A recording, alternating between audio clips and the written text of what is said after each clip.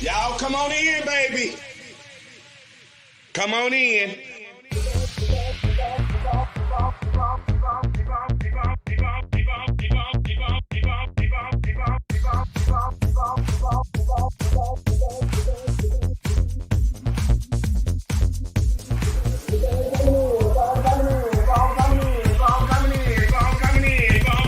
I wait for everybody to come on in. Come on in. Come on in. Come on in. Come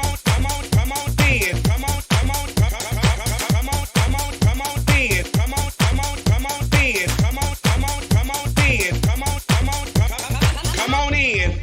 Come on in. Come on in. Y'all keep on coming in. Keep on coming in. Come in. Y'all know when I go live. Y'all know I'm gonna go live. Keep on coming in. Keep coming in.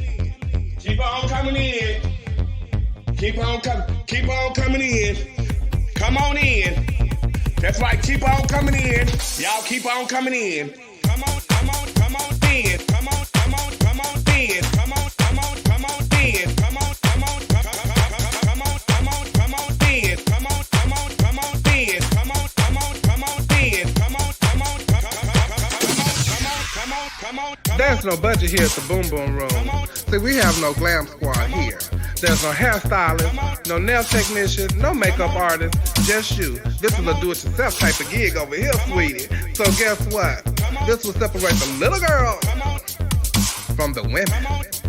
Now let's get to it. Y'all keep on coming in. Come on in. Come on in.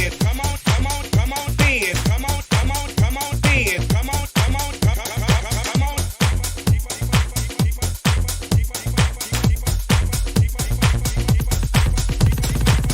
Y'all come on in, baby.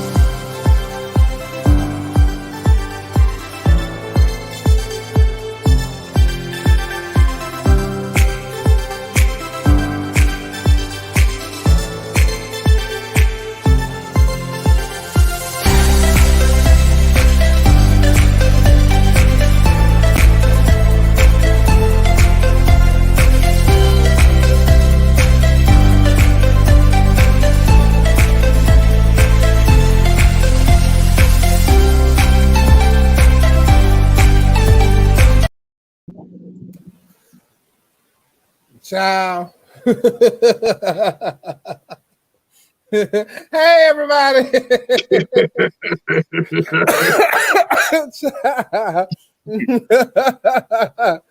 Oh, baby, if I tell y'all, I try to get it in, honey, before I get to this show. I tell you, I'm trying to get it in. Hey, Tina Taylor. Hey, JC Young. Hey, Carlita. Hey, everybody. Child, we are here with our point of view after show. Y'all share this to your Facebooks, your Twitters, your Instagrams, your all kind of junk. Who is Donna? Okay, yeah. We'll get it in a minute.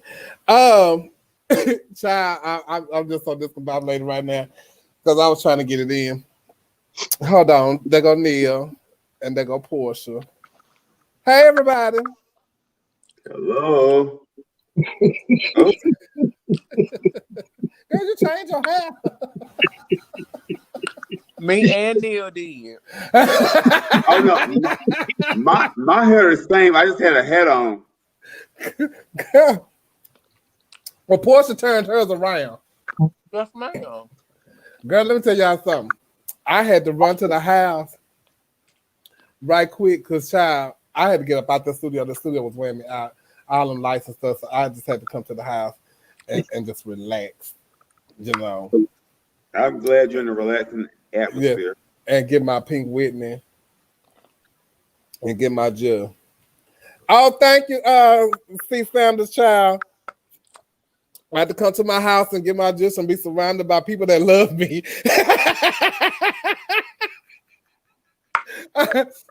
You know, and try not to even bring my dog, child, and let him come because y'all can see. Y'all say hey to Q. Y'all see him sitting over there looking at me. Hey, tell people, hey, Q. Don't just sit there and look at him like that, child. Porsche, what you smacking on over there? It must be good. What you smacking on over there? There ain't no real dog. You know, it's late. Oh, thank you, child. And so they were done by different people. You know, I don't want no big back or nothing, so I'm just eating some zesty pretzels. Well, you got no what, girl? You don't want no big back. I thought you said it was already big. He couldn't have possibly said that about my feet or my bed. Last week it was. No, your feet long. Oh. No, but no, I have no long feet. Oh. I'm a 9.5, darling. Narrow. They say those big backs are over on the West Coast. Narrow. Wait, what a big back say? On the West Coast. Hey, you, I love you. Hey, Jeff. Kevin St. James tried to compliment him. I ain't trying to compliment you. Wait. They just made. Ain't no clicking. What happened to the clicking? What clicking? Ain't no more clicking. Porsche turned the TV off. Do what, baby? She turned the TV off. No, it's on. Kennedy not on here. Oh, it was Kennedy, girl.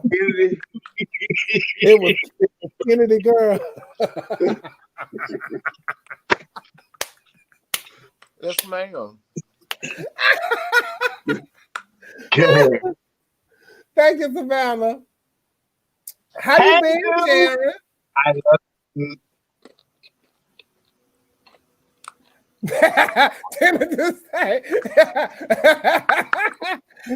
But that smacking is distracting her. Who said that? Please mute Porsche the mic. That clicking went away, but that smacking is distracting with all that food in her mouth. Tevin said that? No, Tevin ain't said nothing. You at me. Oh, well, whoever this smacking getting on your nerves, baby, I'm so sorry. But that's making make a good girl. Hey, Dre. That's Dre from Memphis, child. Cordova. That's where over there with Tom and them used to live in Cordova, Tennessee. You want to talk about distracting? That's Dre from Dallas. You want to talk about distracting? That's Dre from Dallas. Yeah. Let's talk about them fights. Dre, where you from? That's Dre from. I thought that was Dre from Tennessee. That's not Dre from Tennessee. Baby, but look. I think that's back in the day, Dre from Dallas. Who was back in the day, Dre? What Dre is you? Dre, come through. What Dre is you? Oh, you like my button, child? I had made that's this. That's him, girl. That's Dallas. Oh, that's Dre from Dallas. Oh, okay. I thought that was Dre from Tennessee. I made this for the after show a long time ago. What you say, Nia? How'd you guys enjoy the show tonight? I enjoyed the show. I thought we really went in on the politics a little longer than I expected. But wait, not we, as in everybody here, but some of us, yeah. Some of us might have not had as much to say as others, but we did say something. I think y'all didn't recall from in the beginning. You remember when I didn't give a F and y'all had talked me into going to register to vote and stuff like that, and y'all was encouraging me and things of that nature. Did you forget that part? Did you go register? No. So when I was asking them to tell me who to vote for, they said they wasn't going to tell me, that I could listen to them and figure out who I want to vote for. So after last night, how can we still not be undecided? I ain't learned nothing last night. Well, no, baby, just go talk to somebody that's gonna But I talk can on learn mind from you. telling you. You said what? If they sit on here and want to talk about both this, both that, both that, and don't want to have that type of conversation with you, you need to go talk to somebody that care, because apparently they don't. And it's all right. Well, No. I didn't care. You remember, I never could go prior to now. Hello, me either. Me either. So I didn't care. So I wasn't being funny. I didn't care. I couldn't care.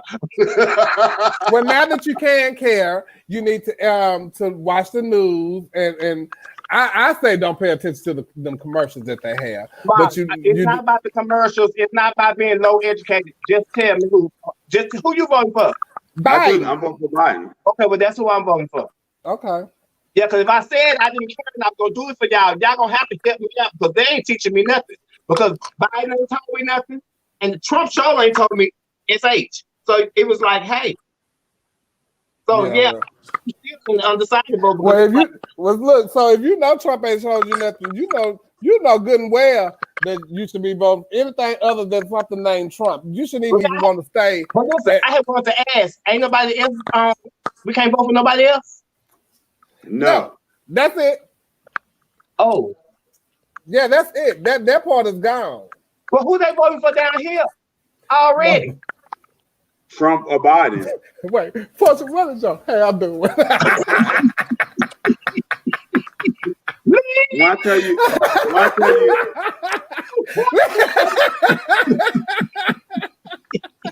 Porsche is giving me the debate from last night. A hot ass mess. Train wreck. You know what Porsche had given me though? Have y'all ever seen Holiday Heart? But one thing about it, Neil, I did this because I wanted to. I'm not a hot ass mess though. Okay. I mean, but that wig is in your house. Let me use warning for something. Wait till I come on here. Wait till I come on here pregnant and all that. You gonna really think I look like a hot ass mess? Y'all got to stop y'all shit. They talking about what about Kanye can go suck a rotten banana? Okay, that's all I got to say. Child, if you don't tell us low educated, that man come across there rapping and we go voting for him. They say, Porsche, your unit is aligning with your core values tonight. Wait.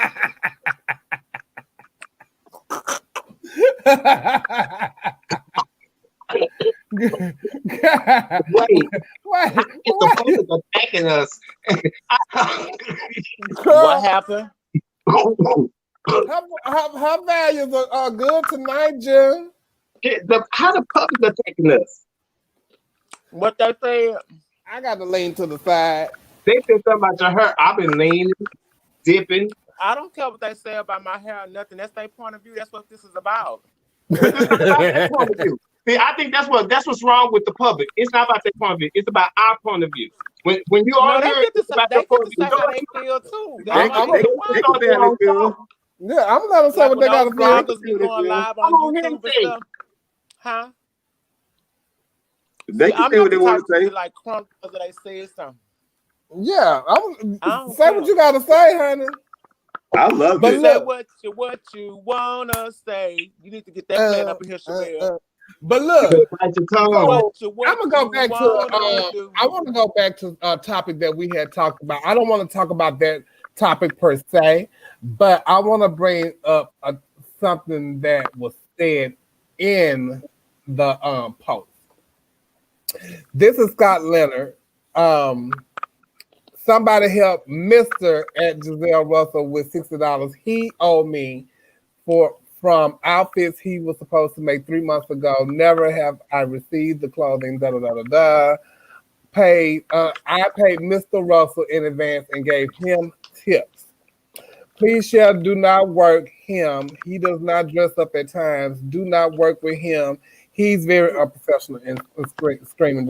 Oh wow. He.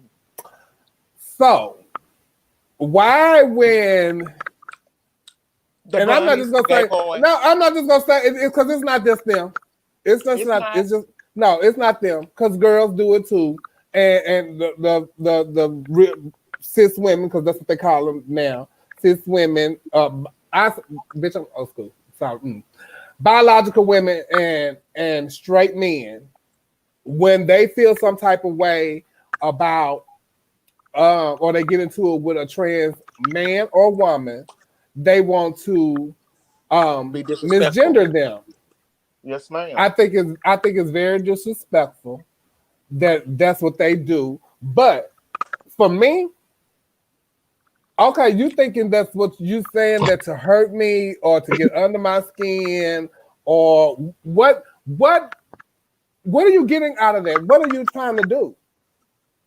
Because I think they're trying to hurt.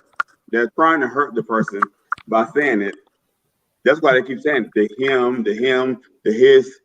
However, I'm gonna be the devil's advocate because I've heard a lot of trans women when they get into it with the boys, they say fag and they say fag. But we're not into it with them. We're not into it. We say hey fag, hey punk, hey girl. We still they girl and all that before we. They girl each other to death when we fall out.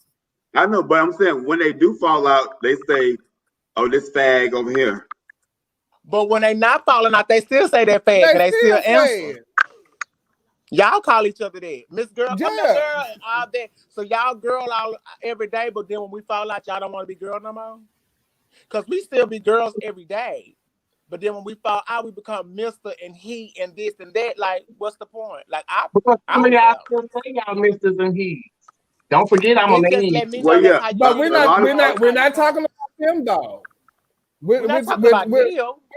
No, we're not. No, he said, but something. Yeah, do it, sister. Do it. I like that one. That's very Silk and Monroe. I'm happy to do that one on the show. You got to do Shantae Moore. You got to do Shantae Moore. That's Shantae Moore. But okay, back to what you were saying, Tevin. Some of them and say that, but that not all of us. You know what I'm saying? Like Giselle, she's not one of those that say she's he and don't and that kind of stuff. She's not that girl. Right. So you thinking you're demeaning her by misgendering her, and you thinking it's gonna hurt her. Now it might affect her, but let me tell you what I got to say to you. You know what I'm saying? But from me. So what I'm gonna say to you to counteract what you said to me by calling me he. And all that, without even misgendering you, I'm still finna read you. Because you can say what you want about me and all that kind of stuff like that, but you don't have to misgender me to try to demean my character and how I am. Maybe he don't really mean it. He's just upset right now, and he don't really mean it. It's just at this moment he's mad and he just don't care. But for some people, when you say you don't, I didn't mean it like that, or I didn't mean it then. When you say it, you said it. So you meant to say it because you meant to try to hurt me by saying it. So I'm gonna tell you this: for me, but don't mean it. I don't get to mean it, but don't mean it. Because if you don't mean it, don't say it. Exactly. Well, but I'm not gonna say it to a girl because I do understand trans women, and I'm gonna call you a woman, she, her, and I can read you on a whole bunch of other things other than saying he. Exactly. Because first off, I think he is so obvious. That's like it's like bitch having obvious. So yeah, and that ain't a read because you know I'm a trans woman, so it's obvious. You know, I was born a male. So okay, what else do you have? Can you say something else? But see, he couldn't say nothing else to read her about because evidently you think she's sickening, so you can't break her down and say anything about her. But he, so that's how you were trying to get to me by calling me he. Oh, so now I'm saying, oh girl, it's all right. I'm gonna send you your $60. I'm not gonna, girl, like for real, like don't do that. That's late. That's late to me. Yeah, but if you might encounter one of those trans women who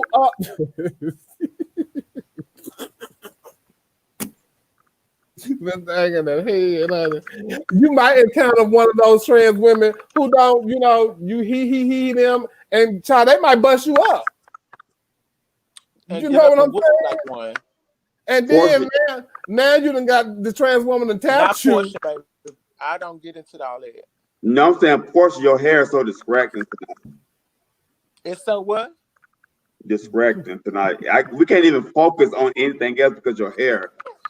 Oh, baby. And wait, what he said? And it's like it's called him tell him something. Exactly. You calling me a fat B? Okay, girl. All right. So listen, in that instance, then why do y'all be so pressed when the folks do decide they want to turn around and start calling out? If it's just No, because it's disrespectful.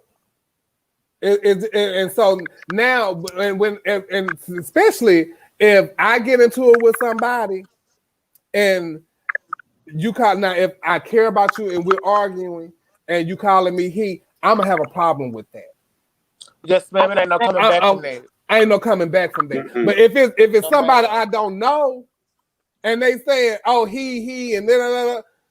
Child, please. All right. But the thing is, read me about something else. When you're looking at Giselle, you're calling him he just to get under his skin because just looking at Giselle, you don't get a he from just looking at Giselle. You just so you're doing it intentionally to get under her skin. So, and then you're doing it on social media, but you ain't doing nothing but bringing her people to her page to see what she look like, to say, oh, now he look good though for the straight women. He look good, or the straight men hitting her up in her inbox, somebody, baby, what's up? So that's exactly what that does. We ain't gonna do no business, but we can do it. Hello. I'm DL.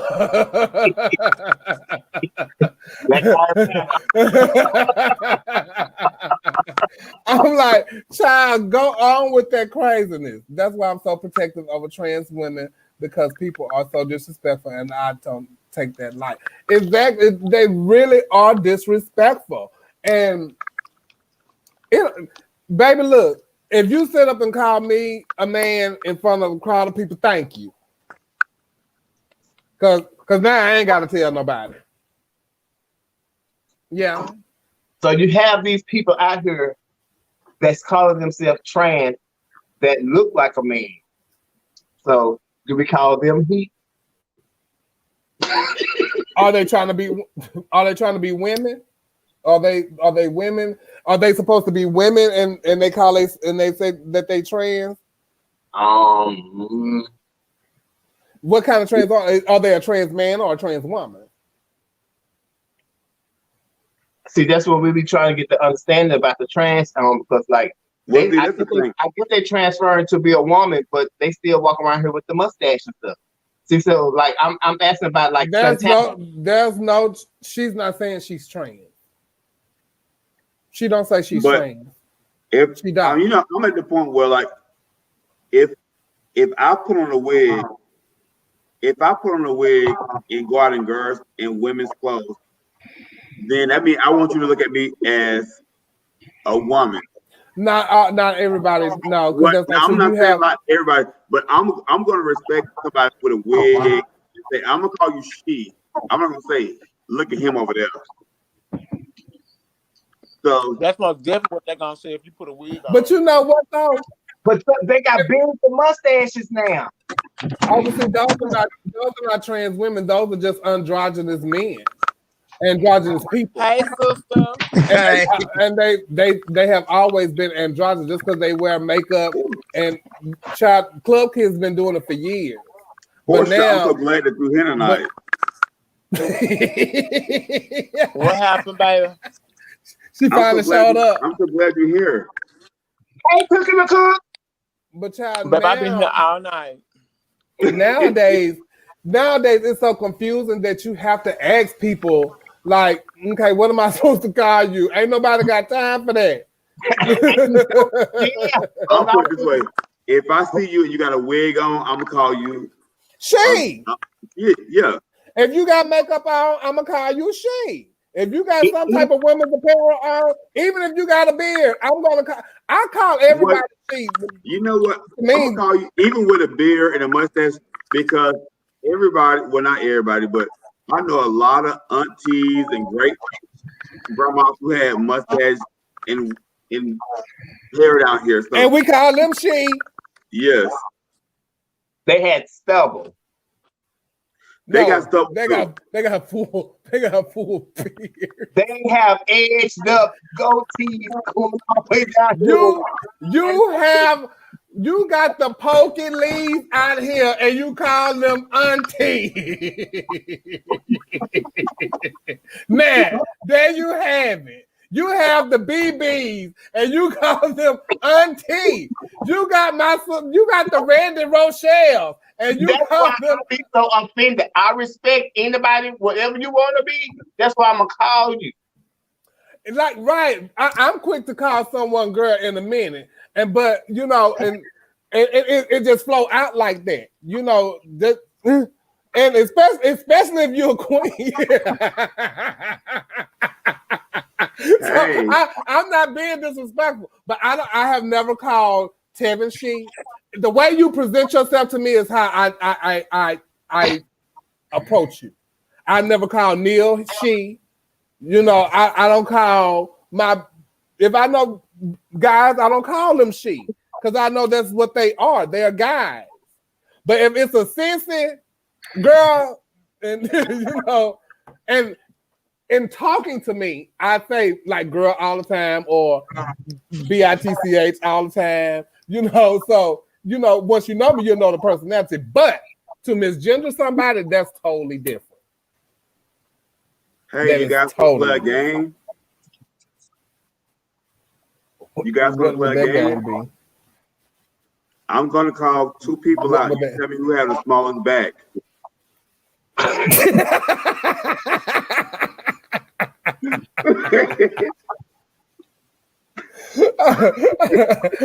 Shut up, Nia.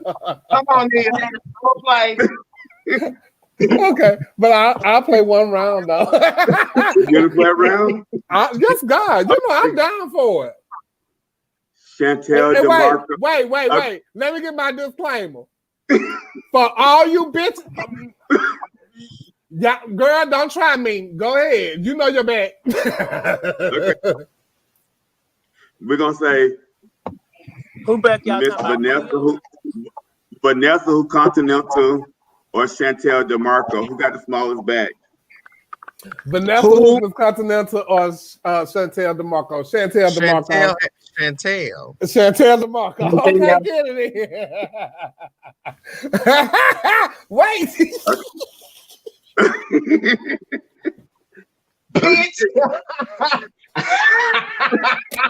Okay. Y'all ready for the next one?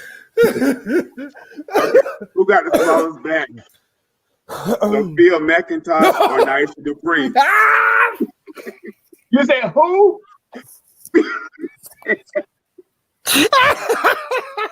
You said Dana?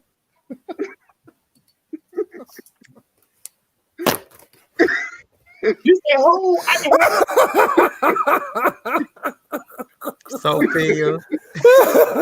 I think it's a tie.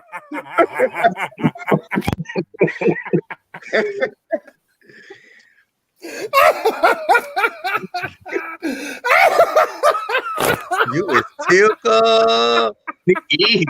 She buying us Tilka. That was a straight setup. I didn't hear him though. That was a straight setup. Porsche, you can stop watching us on that TV and you gonna give us an answer. She not watching us. She watching a show. She don't even watch TV like that. I didn't want to stretch out with my. Okay, so y'all need another one. I'm loving this game. Keep it going. So, who got the smallest back? Chanel Nicole or Stasha Sanchez? She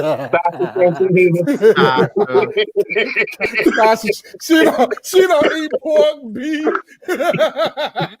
She barely eat fish.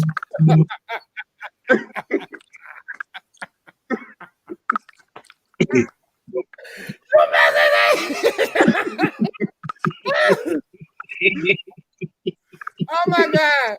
Oh my God. Oh my God. Who? Okay, I want one. So I got another one. Wait. Okay, go ahead. If you don't give who I'm thinking, then I'm gonna say mine. Who got the smallest back? Dominique Sanchez or Raquel Lord? Dominique. Dominique. I'm not gonna say mine. You stole mine too.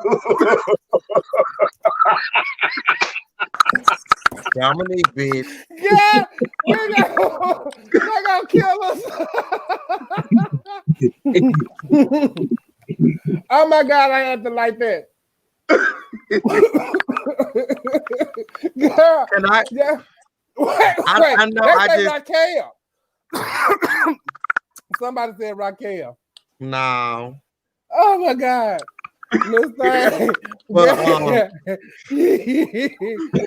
we still playing the game? Why you got somebody? No, sister. I was from the backtrack. Okay. No, this is the back segment.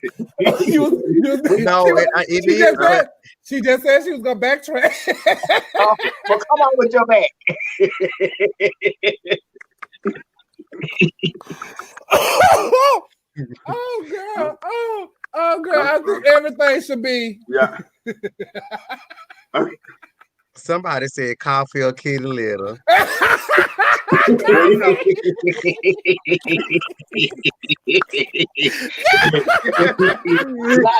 and you know, people say one of them being a small back is offensive.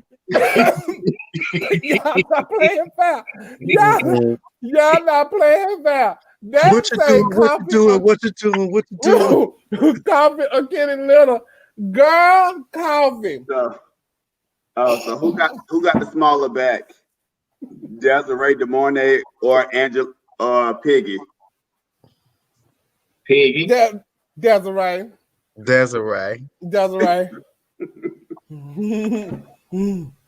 Wasn't nothing more funny than that coffee and kitty litter though. That almost took me out of here. I was going to say Summer Breeze or kitty litter. Oh my God, Summer Breeze or coffee. Who got the smaller back? Our old co-host, our new co-host, Nicole or Porsche? Porsche. Damn, dog. Oh God. Oh Miss Thing. Oh girl. Oh, they was at odds when we first started this. Who got the smaller back? Aria or Trinity? Trinity. Well, we'll find out because they evening guys need to be back out at USFA because I haven't forgot that they say they gonna meet each other on the battleground when Kennedy give up the pageant. I ain't forgot. All right. I haven't. They probably gonna have to do the same prelim to qualify, but yeah. It don't even matter. They're gonna have to battle some more girls other than that, because guess what? They ain't the only two coming. There's some other hoes gonna say, girl, bye. For y'all Texas girls, who got the smaller back? Janet Andrews or Layla LaRue? Janet. And I love Layla, but Janet. Yeah. And with your small back, Janet, you got fierce candles. Okay. Just because you have a big back don't mean we don't love you. Just because you have a big back don't mean you're not stunning. Baby, a big back can make you have a sickening silhouette, though, bitch. But you know, just because you got a big back, you could have some small hands and feet. You could have what? You can have small hands and feet. Miss Coffee got a big back, but I'm not sure her hands or feet are big. I don't know about her hands, but her feet are small. Yeah. They like little swole. Like little Minnie Mouses. Yeah. Like me. She got fish feet now. Yeah, and her hands like me. They like mitts. She's so let's talk about. I think I like the back game. I did find some more people with backs and compare their backs. Yeah, we gonna continue that. We don't like the back game. Let's call out the girls and they backs. But look, let's talk about Sister, wait. I'm sorry. What? I wanted to, because it's important. Okay. Because of what you was talking about, and I know I came in the middle of your conversation, but I wanted to highlight something that you said, and I don't know if I just asking for feedback or whatever, but like I find it offensive if somebody call me girl and we not girlfriends like that. I get that though. I get that. It goes back, just going back to what you were saying. Yeah. And because I mean, I identify as he, him. That's that. But you know what though, Kennedy, you and this doesn't not just you, but like a lot. I think for me, this is how I see it. A lot of the drag girls that are known, they know them as Kennedy, Tamisha, Jasmine. You know what I'm saying? So they putting the name with she. Even when y'all out of drag. And I know it's offensive because y'all are men. And they don't see y'all as them, they just see y'all as Kennedy, Tamisha, Jasmine, you know, drag girls. They see y'all as girls. When they see y'all, they don't never think, you know, to call you he. And a lot of people don't even know your boy name, so they can't call you, you know. Well, no. I don't mind them calling me Kennedy. And I'll give you a prime example. I was in the car with Antoinette when I was booked in Clearwater. And she brought someone on the phone. She was talking to someone FaceTime on the phone, and I didn't know the person. I knew of the person. I had met the person via video like she was doing, right? So when she was like, "Oh, I'm in the car with Kennedy," and you know, she turned the camera, he was like, "Oh, hey girl." I'll say, To me, that was offensive and disrespectful because I'm not calling you no girl. I'm not calling you out of your name. You could have just said hello. Because I'm not your girlfriend and I don't kiki with you like that. So that's when I find it offensive. But when it's like a fan or somebody, and if I'm in drag, of course, but it's more so when I'm not in drag and I have introduced myself as such, or you know, somebody feel that comfortable to where you can kiki with me with girl, I find it offensive. Okay, hold on. Let me hold on. Let me address Eddie. No, I did not say that Tamisha was a drag race girl. Y'all have to understand that I know a lot of people, and those people that I have named are 3 people that are really close to me that are boys that do drag, and they are pretty boys that do pretty drag. So that's why I named them. They came off the top of my head because I talk to these people all the time. So it wasn't that just because they are Kennedy and Jasmine is affiliated with Drag Race and I put Tamisha's name in there, that does not mean I called her out as a Drag Race girl. So just to get that out there. What you was saying, Neil? I was saying I understand Kennedy's viewpoint because, like, you know, when friends call you certain things, it's okay. Versus somebody who you don't know calling you like sweetie or girlfriend. But that maybe burns me up.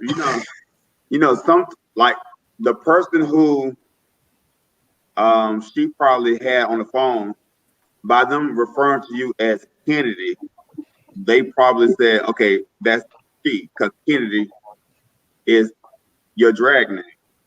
However, no, it was the way he said it sounded very condescending. It sounded, you know, like, you know, you my girlfriend, and we're not girlfriends like that. You saying, oh hey girl, like it didn't even matter, you know, like it didn't matter. You know what I'm saying? Oh, like That's Just like offensive. you Yeah. waved me off or something. I didn't ask to speak to you.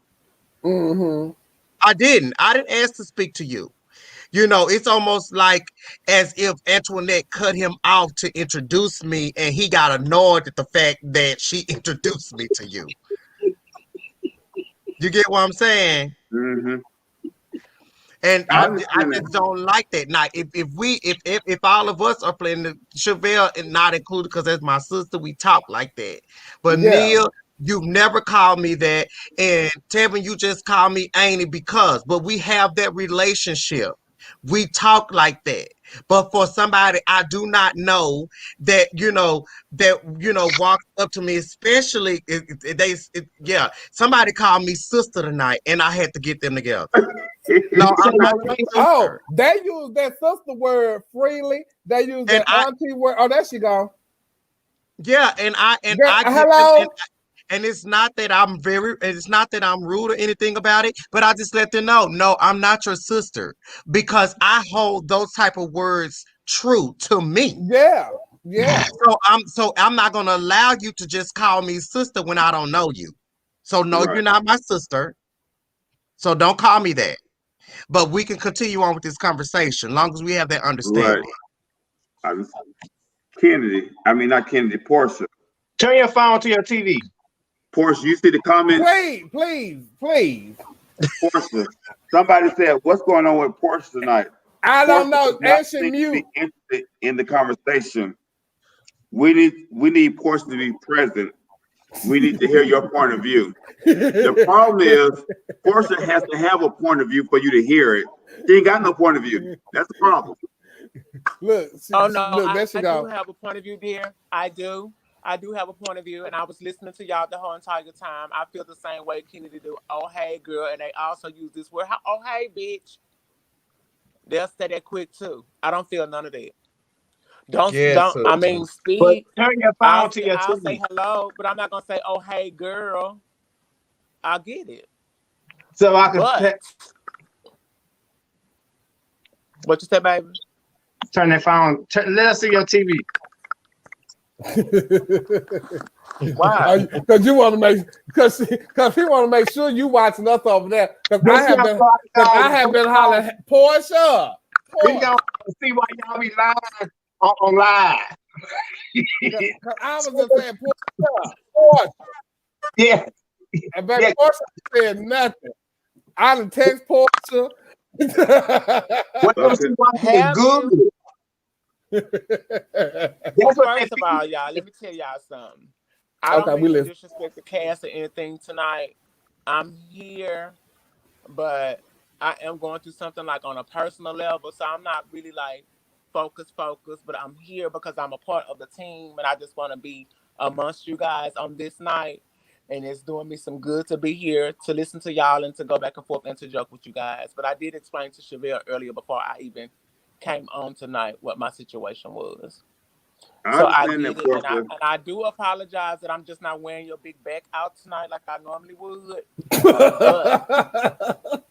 Who big backs? You bitch. Yo, we can cuss now? No, we can't cuss. No, I'm not watching Wendy Williams. Neil, they saying who had the biggest back, me or you? You said biggest back between me and you? Neil. Oh yeah. Most definitely. My back is bigger than yours. But see, that's the thing. The girls with the big back, they have to announce I have a big back. The girls don't want to announce they got a big back. Okay. You got to be true. You got to be true. If I had a big back, I wouldn't be Porsche. And see, my mama Alexis, she knows she got a big back. At first, she didn't realize she had a big back until she saw it on the screen. And when she saw it on the screen, wait a minute. Porsche, what do you mean you wouldn't be Porsche if you had a big back? If you what you would be? I wouldn't have went that, babe. I wouldn't have went that route if I would have had a size 15 shoe. Your name would be Cadillac or something. Or if my back was real big, I wouldn't have became Porsche. Yes, ma'am, you would have became Porsche. Dodge. You don't know that. It should have been Dodge. Yes, I do. Maybe her name be Caravan. Big back friends out here, girl. We do. That's our big back friends. I say what I wouldn't have done. You could be. Your name could have been. Your name could have been Oldsmobile. Do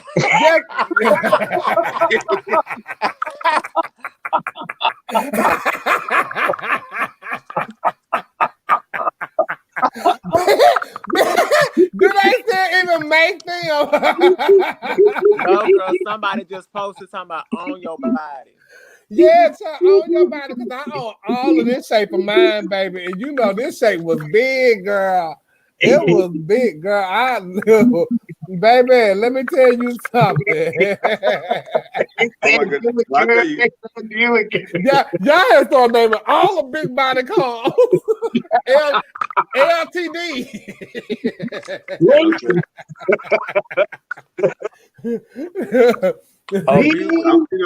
When I tell you, we like 40 some minutes into, we ain't got to none of our topics that we was gonna talk about. We just been talking about bags. Oh yeah, that was my fault. The backs did take over. Well, y'all can lead it to the next topic because y'all have them. I gotta go to the restroom. Hold on.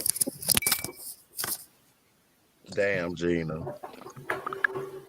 Well, come on, Neil. You the one who brought it up. Y'all want to continue to talk about backs? No. Y'all want to go to the next topic? Yes. Okay, so our next topic. Okay, so male leads versus female leads and the support. How you feel like their support? Do you feel male leads get the short end of the stick? Kevin, you're a male lead amongst a group of female leads. So how do you feel about this topic? It depends on who you is, but most of the time, if put in a situation to where they had to choose between the male and the female, they're gonna choose the girl over the boy. In most of the yeah. So how do you feel the male lead journey different from the female impersonator lead, Kevin?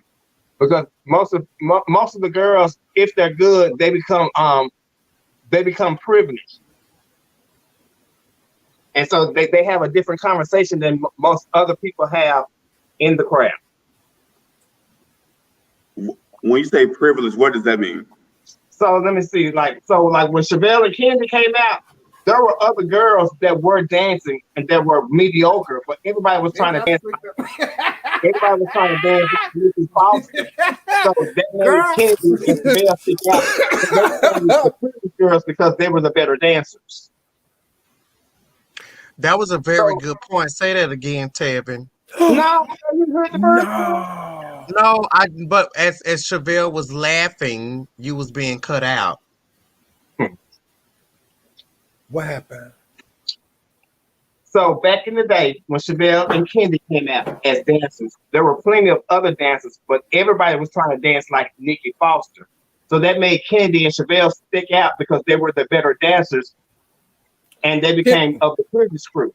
So they were more prone to win things. They were more prone to get asked to do shows and things of that nature over a boy. Period. I disagree. Come on. I don't even know what you're talking about. But when you said me and Kennedy, because I disagree because you put me and Kennedy in the same box. I was out before Kennedy.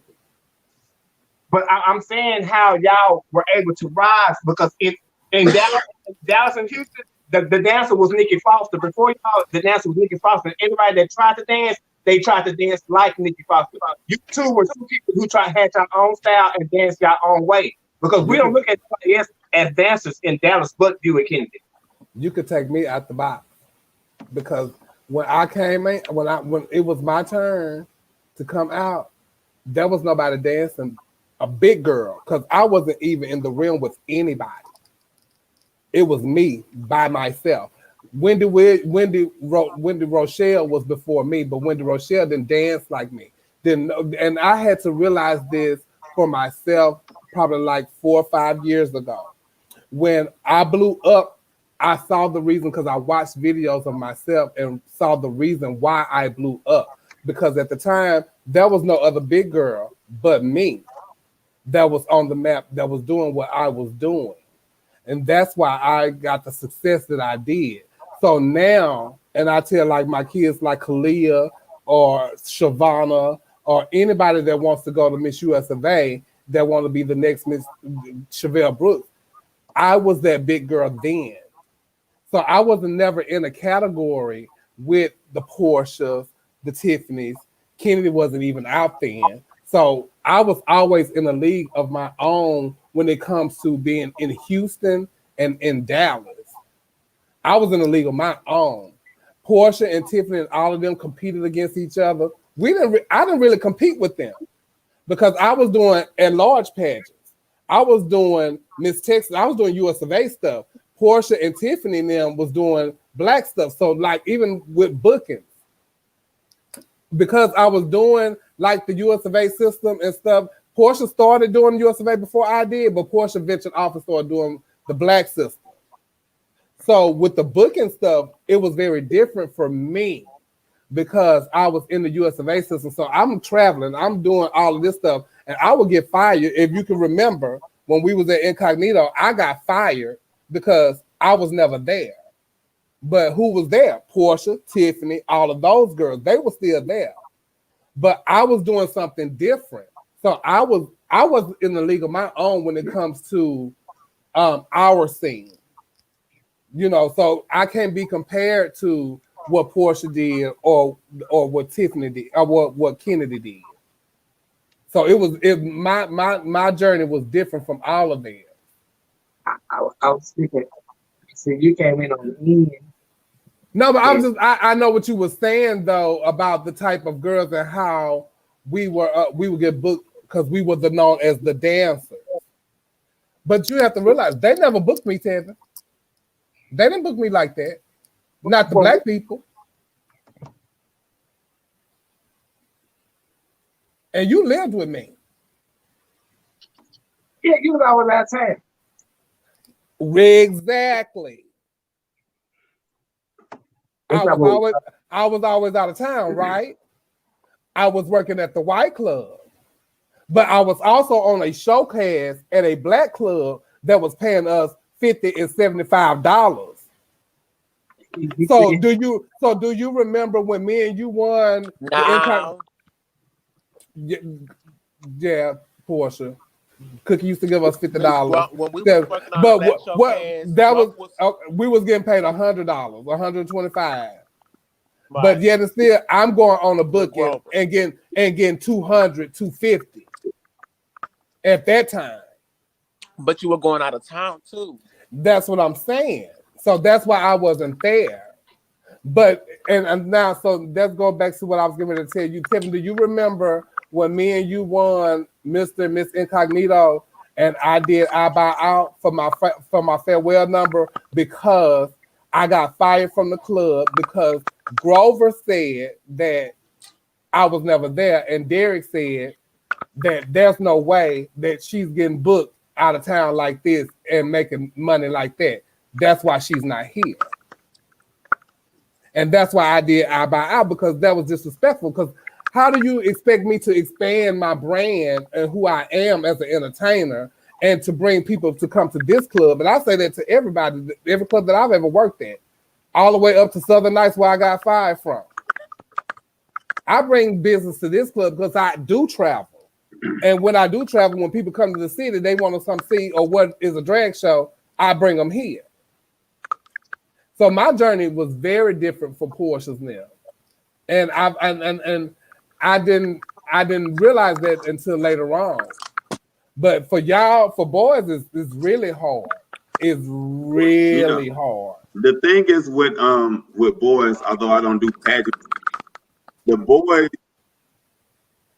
why they don't get the support as girls is because the girls provide an illusion that people like come to see, like this big illusion.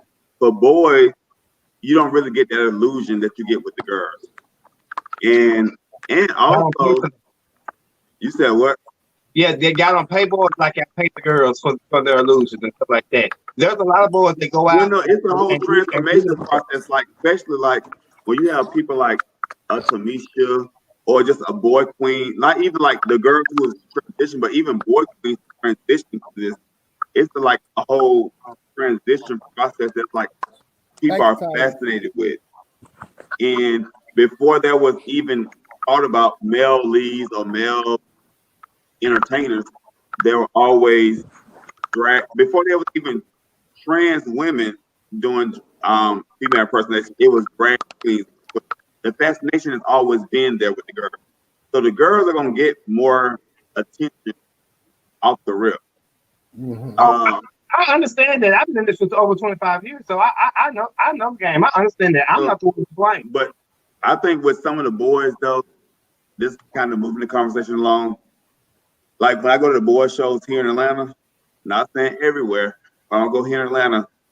It's the complete for me lack of diversity amongst the show because all the boys are trying to do the same type of thing. Everybody want to be sexy. Because here in Atlanta, it's like in order for you to do the show, you have to be sexy, you have to have a body. But whereas they sell, sex is not entertaining. Some of these folks be walking around in these panties, pulling off their clothes, boring as hell. They just walking paint off the wall, and they're just taking their clothes off, and they got the fine body. But what about the folks that got an all right body that's entertaining, that's putting on drag, to have a transformation? So that's what's going on. Don't forget. Don't leave out, and they want to contour their nose. They want to put on bra. They want to put on a little brown in the eye crease. They want to do all that. Don't leave that out. They want to do all that. Like I be looking for the male entertainer. I'll be looking for the male entertainer. Nobody. His nose contoured, a little brown in his eye, and then you get out there and you acting like you in evening gown. I don't want to see that. I want to see a sexy male entertainer. I agree. Not in Atlanta, a sexy like a girl. I've been to I don't like that. Plenty of shows here, and the lack of masculinity is gone. Everybody has like almost like the same type of costume, just a different color. But everybody. Masculinity, they ain't got no entertainment value, period. Everybody is in a cat suit or some tight pants and a shirt. So, and they all walk alike. Don't leave out a Drake. Everybody got a Drake. Or they got a fedora hat on. Midriff, hip hugger. You know, so when a boy that is different, that's just like the time when you did the show at Trinity Show, Tevin. And how good you were that time when you and Kennedy, y'all did the national show. Mm-hmm. And how entertaining y'all was at the beginning of the show. You know, and then you have the normal after that comes with, you know, the half top or whatever, you know, like that. That's why I like Ryan, because Ryan do different things. He's a big boy and he entertains. Whether he's dancing, whether he's doing a slow number or whatever, he's entertaining. But we have to, as plus size people, we have to always overcompensate anyway. You know what I don't like about boy entertainers too? I like boy entertainers. Just listen to their conversation. They want the girls to get out here and be like, they want the girls to get out here and do WAP, City Girls, Sweetie, but then they come out and do fucking Tevin Campbell and Chris Brown from 10 years ago and all these old numbers. And I'm like, they want to do Tank from 7 years ago, but you want the girls to do WAP. You want the girls to do the latest numbers out now, but you want to do all the old stuff. You want their touch what's going on now. The Fetty Wap's in is Fetty Wap got a song now? They want to know. I'm going to tell you, the last person I saw do a rap number. Or they try to do odd numbers. Some of them try to do odd numbers. I didn't understand that. The last boy I saw do a rap number was DeAndre. I saw DeAndre do a rap number.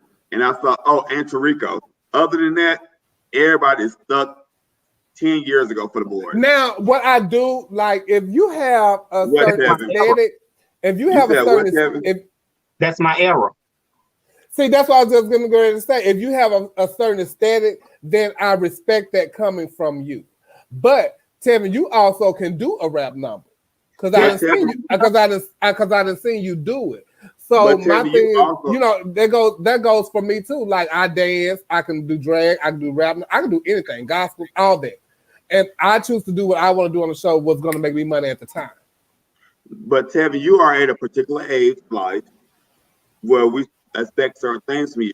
But when I see newcomers coming out doing Tevin Campbell, talk about I'm ready, I'm over it.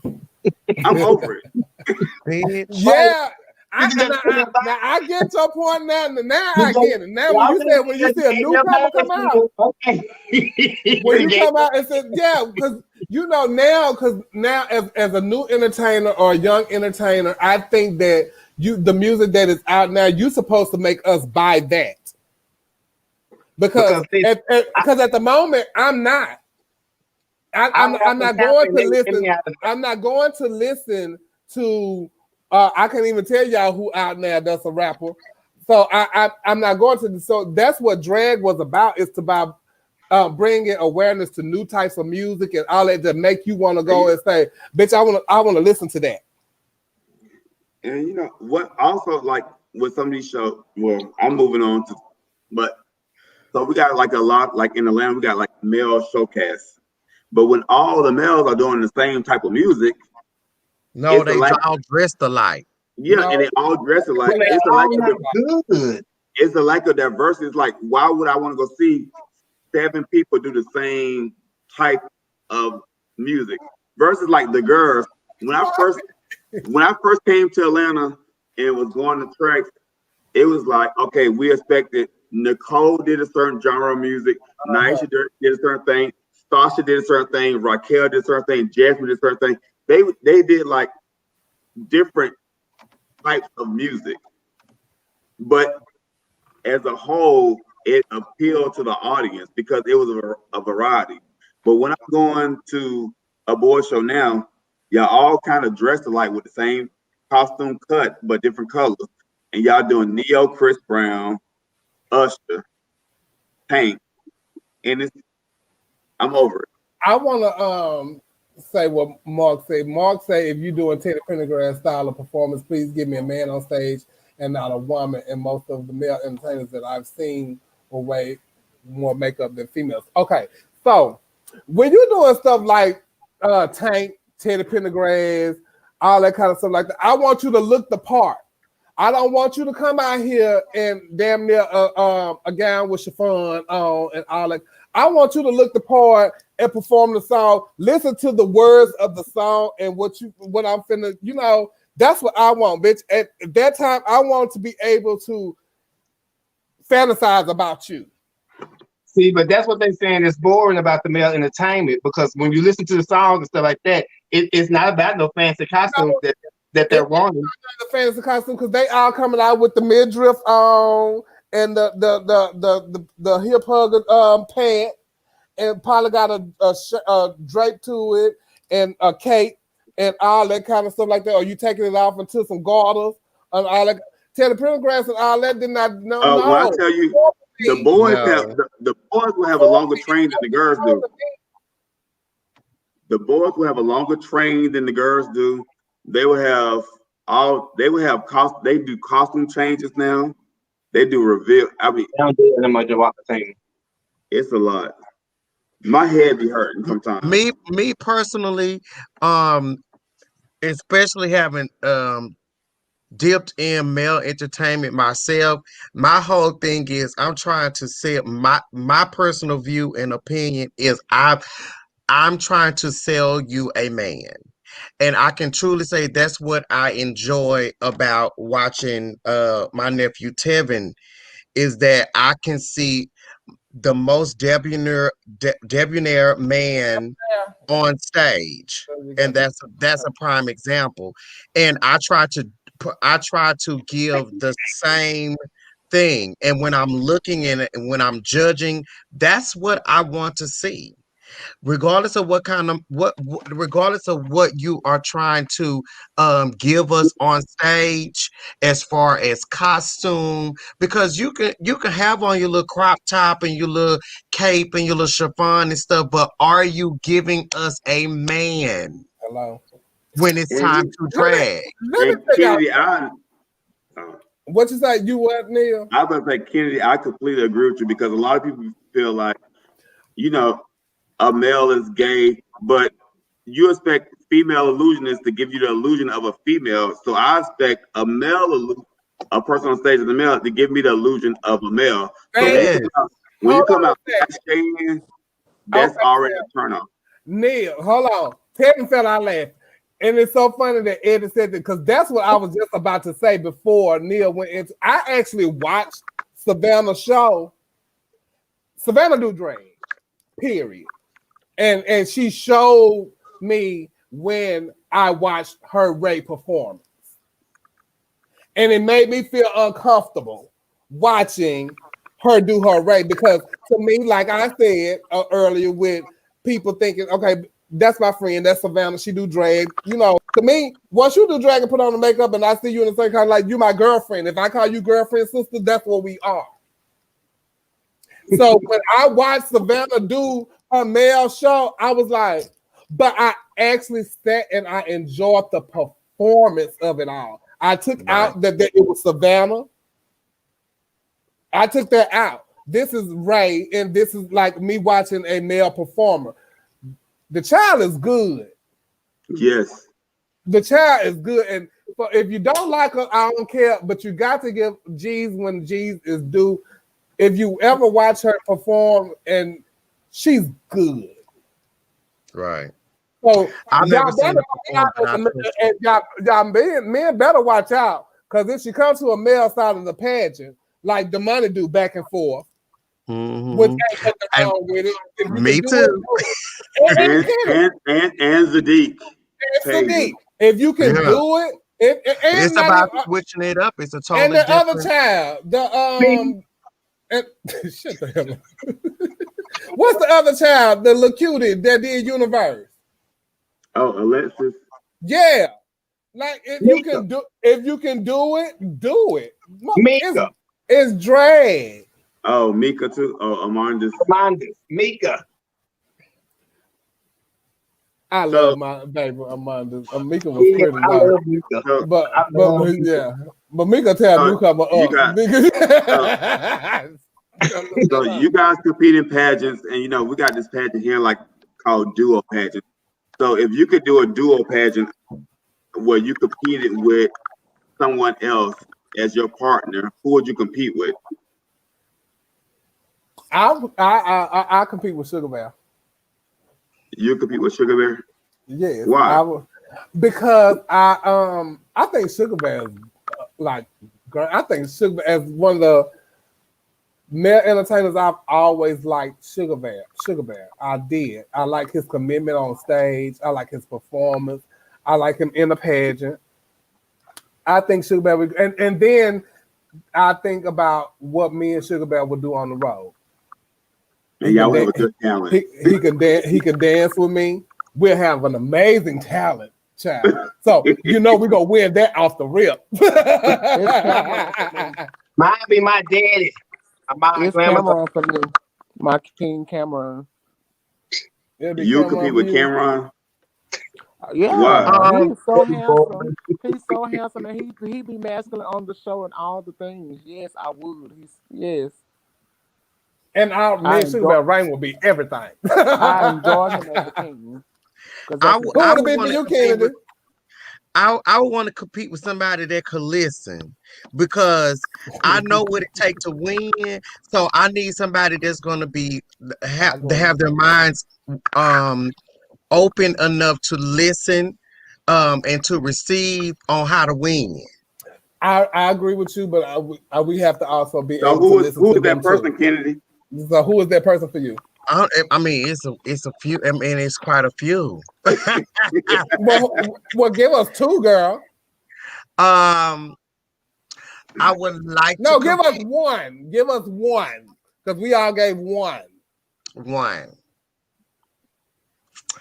I would say Jermaine. Simply because I thought you said simply Jermaine. I would say him because I feel like he's uber talented, and he's not so far into the business to where he won't listen. See, that's what you want, somebody that you can train and take with So you. you want somebody who Then you haven't been paying attention. But wait a minute.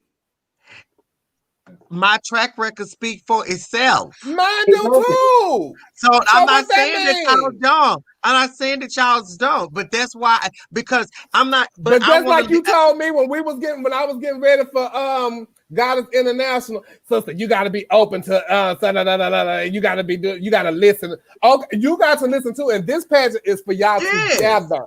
This is y'all together. It ain't about Kennedy. It ain't just about Kennedy. For new ideas too. So you didn't say that. You said you on stage, you're gonna be big. You're gonna be bigger than Jermaine, though. Okay. Your back? No, not my back. I'm yellow. See, I'm not saying that I will always be open, but I will always be open to new ideas and fresh ideas. That's the whole purpose of getting someone that's also new to the business. I'm not saying it's all about me. But I want about it into business. I'm trying to win the pageant. Right. I'm trying to win the pageant, and I want to be able to use your ideas and mine and put and join to together. You want somebody that's gonna be able to listen. We need to be able to listen to each other. Sister, we need to see each other. I'm not saying that. But that ain't what you said. That ain't what you said. Okay. Well, let's be clear. I'm not saying that at all, because I do want that person's feedback, and I feel like Jermaine is well rounded. He's handsome. He is he looks good on stage. That's all you keep saying. You ain't gonna listen, girl. She keep going on these looks. Now she did say he was handsome. So tell me, who would yours be? My daddy. Who? Amaya Glamazon.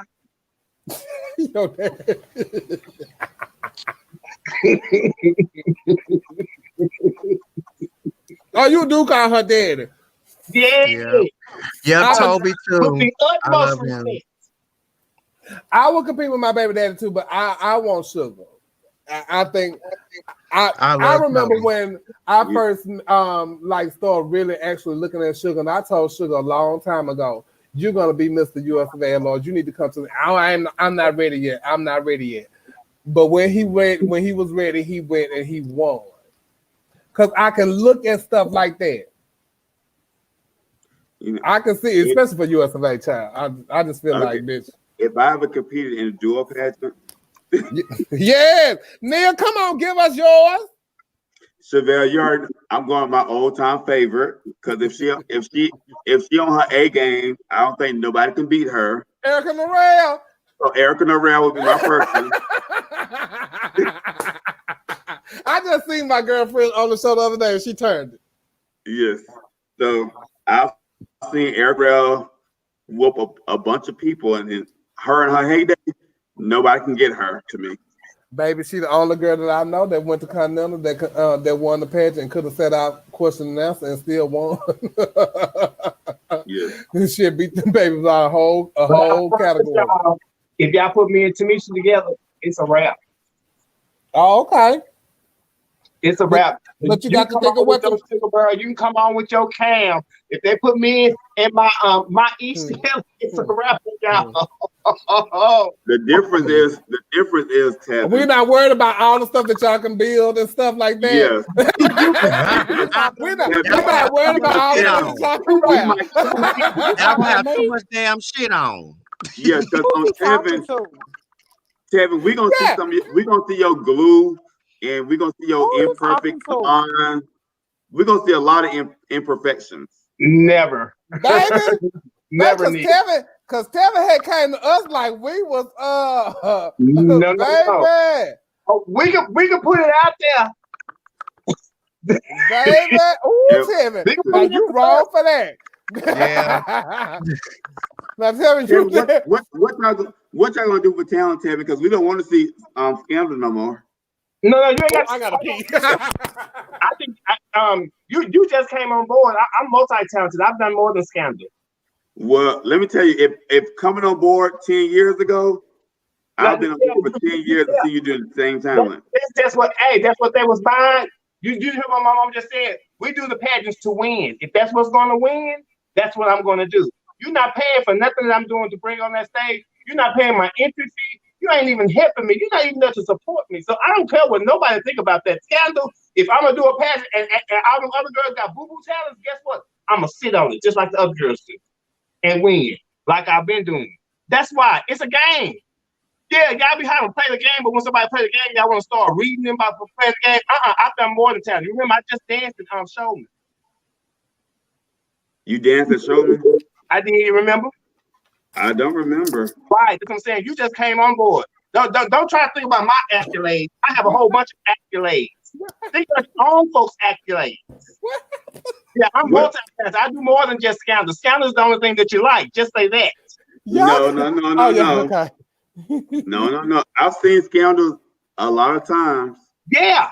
It's also different every time you see it. You just don't pay no attention. Oh. What's the difference? Because you can ask my mama, I make a different mix every time I come out there. You remember, I make my own mixes. I do all my own stuff. So every time I hit the stage, it's totally different. And my suit be different too. Now, your suit might be different. In the comments, read. Your suit might be different, Tevin. Yeah, it's always different. Remember, that's how I missed the word in Vogue, because it was a different mix. Well, I'm gonna tell you this. If I'm a firm believer, if it ain't broke, don't fix it. Thank you. And we're going to win, right? Because baby, I really only have. But when the last time you won talent with it, Tevin? What? When the last time you won talent? Every time he's done it, he's won it more. But did you win? Did he win talent more, or did he win the pageant more with it? I won both. When the last time you won talent, Tevin? I should have won it at Vogue. But I didn't say what you should have did. When was the last time you won talent with it? The time before Vogue.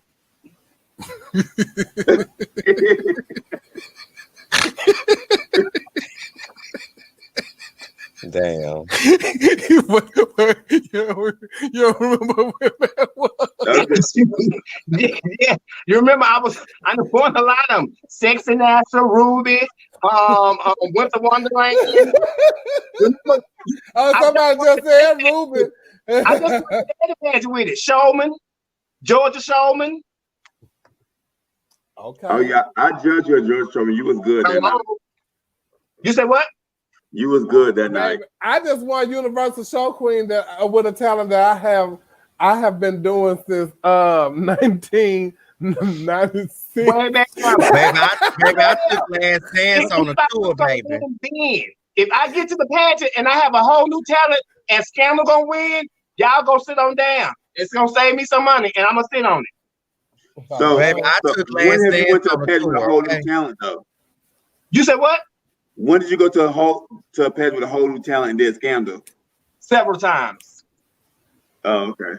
I went to Miss USA at large the year Stacy won with a whole talent. Now Isha had sent me her props and everything to do. I was doing Romeo and Juliet because the movie had just came out. Had 6 dancers. One of my dancers didn't show up. I ended up doing Party Lights again, and I got me first runner up. But I don't know what the other talent would have got me because, child, I only lost by 1 point. You don't know what be going on backstage with the folks. It's always something that go on that people have to push through. Just like my presentation didn't work out for Vogue. Yeah, I had to work something I already had. Tevin, I definitely know that because your presentation didn't work out when I judged you at Duval, but you still won. Yeah, that one didn't like it.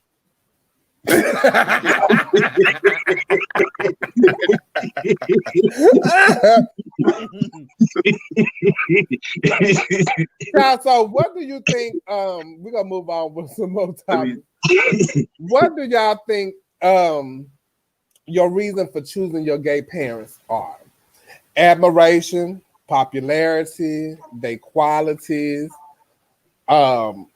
what? for me, I I can't even speak on it because I didn't pick my parent that I have now. And I didn't even pick the ones that I had before. They chose me. And when the ones that I picked that chose me before, because when I first came out, I had my original drag mother was Shaniqua Siobhan from here and PK. And they both chose me because they took care of me when I came out. They groomed me, they showed me everything. Calexis came because she saw me and she claimed me. But I never claimed Calexis as my mother until I think it was PK that passed away last, because both of them had passed away. So until then, that's when Calexis officially became my mother. So I never got to choose my parents because, and then it was PK. Okay. So I never got to choose my parents. They chose me. Now for my kids, I think the beginning part of it, we kind of Naisha actually started my family for me. And in Houston, the Brooks family was really the first family of Houston because Tiffany was the first person to ever take on somebody else's last name in Houston. And Naisha told me, no, that's not your best friend, that's your child, because I've seen how you interact with her, how y'all act on all this thing. So that's how Tiffany became my child, because I told her, oh, this is my best friend. And then came Tevin. So we kind of chose each other at the beginning, but then as I got to know what family meant, I wanted to choose my kids because I wanted to have a relationship with them outside of me being Chevelle Brooks, the showgirl. I wanted them to be, family members. I wanted to know what was going on in their life. What if you was in school? I wanted to know if you was going to school, if you was doing anything, you worked, all of that. I needed to know all of that. I didn't really care if you did shows. If you want to do shows, okay. But you need to look good and look the part. Let's do that. But I need to make sure that you are okay in your life. You have stability, you have somewhere to stay, all that kind of stuff like that. And that's how my family originated. Now, I know my drag mamas is Miss Randy and Miss Sophia, and they became my mamas because, girl, that's how they really. I was 15 years old when I first came out. Even from pillar to post, I done lived with Miss Randy and her whole family. Girl, I ain't have no money and stuff. Miss Randy used to feed me, buy me. She just really treated me like her child, and that's why she became my drag mother. And Miss Sophia the same way. I didn't live with Miss Sophia, and she used to treat me the same way, like I was her daughter. And so when people started picking our mamas and stuff, because we didn't have it at first. We didn't have it. Tiffany was the first one. If I'm gonna make somebody my mama, it's gonna be some hoes that was really like a mama to me. So that's Miss Randy and Miss Sophia. So that's what that was. And I don't even have. Oh, and my daddy was Miss Derrick, and that's because he was like a daddy figure to me. It wasn't because I looked at them and said, "Oh, that bitch is beat. I want her to be my mama."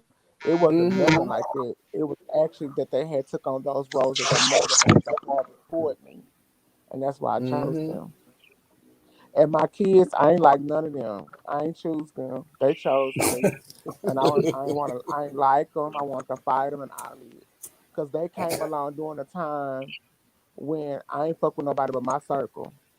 If you didn't come out with me and all this and the other, by the time I made it and got my first apartment, my crew was my crew. I didn't want no new friends. So when them little kids started talking about some mama this and mama that, I was looking at them like, hell no. But they still became my child eventually, and I love all of them to death. But that's how it really was to me with that kid situation. I ain't want none. Bitch, because I ain't trust y'all gay, and no ma'am. No. You might try to have my husband. Yes, ma'am. Y'all trying to have my husband. Because I know my sister. Yes,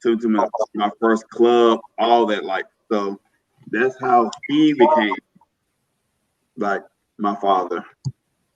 Nicole, on the other hand, me and Nicole, well, I was working at this job, and this guy who I was working with, Antoine was Nicole's grandchild, and he stayed with Nicole at the time. So me and him was cool. So he gave me his phone number, and I would call him, and I would talk to Nicole over the phone, but I didn't know who she was. So then he invited me over, and then I would just go over there often. And so we would go out, and that's how Nicole ended up becoming my mother, because I would just like go out with them all the time. And what about your kids?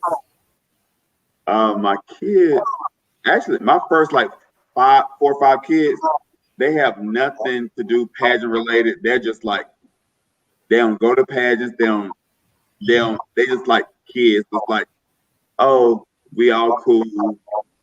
We all like hang out together. Back then, it's like, oh, buy you like clothes every now and then. You come stay with me.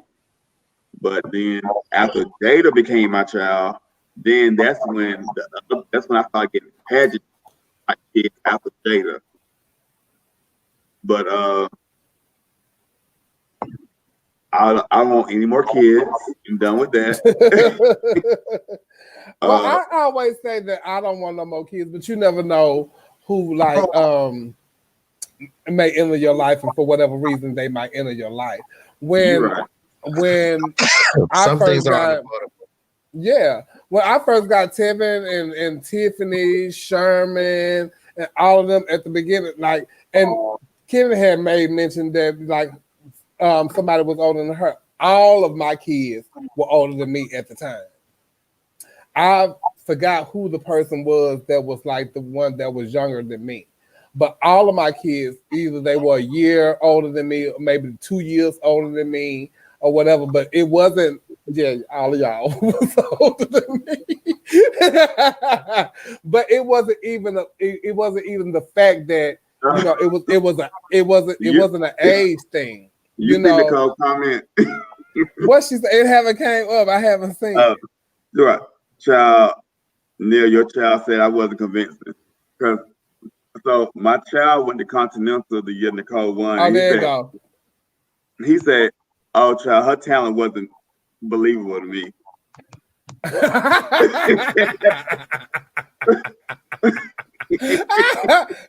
No, it wasn't believable, but it'd be a lot of people. Like, I'm not gonna say a lot of people. It'd be people come up to you and ask you. The year she got first run up and the year she won. So that was like the 2 years he did come to the pageant with me, but he not the pageant person. Who was this? My first child. He came the year she got first run up and the year she won. Did he know anything about pageantry? No. Not really, but you know, sometimes those opinions be so funny to me because they just judging everything just like they don't know the politics behind nothing. They just looking at face value. Okay. Child, let us start here. but you know, sometimes people do come to you by mistake, like when Gabrielle became my child, him down. I wasn't looking for no kids at all. Somebody else told him to hit me up. It's like, you should hit up Neil, and I think he'll be like a father for you. And that's how Gabrielle became my child. But Gabrielle is the last of the Mohicans. How do you determine if someone will become your child?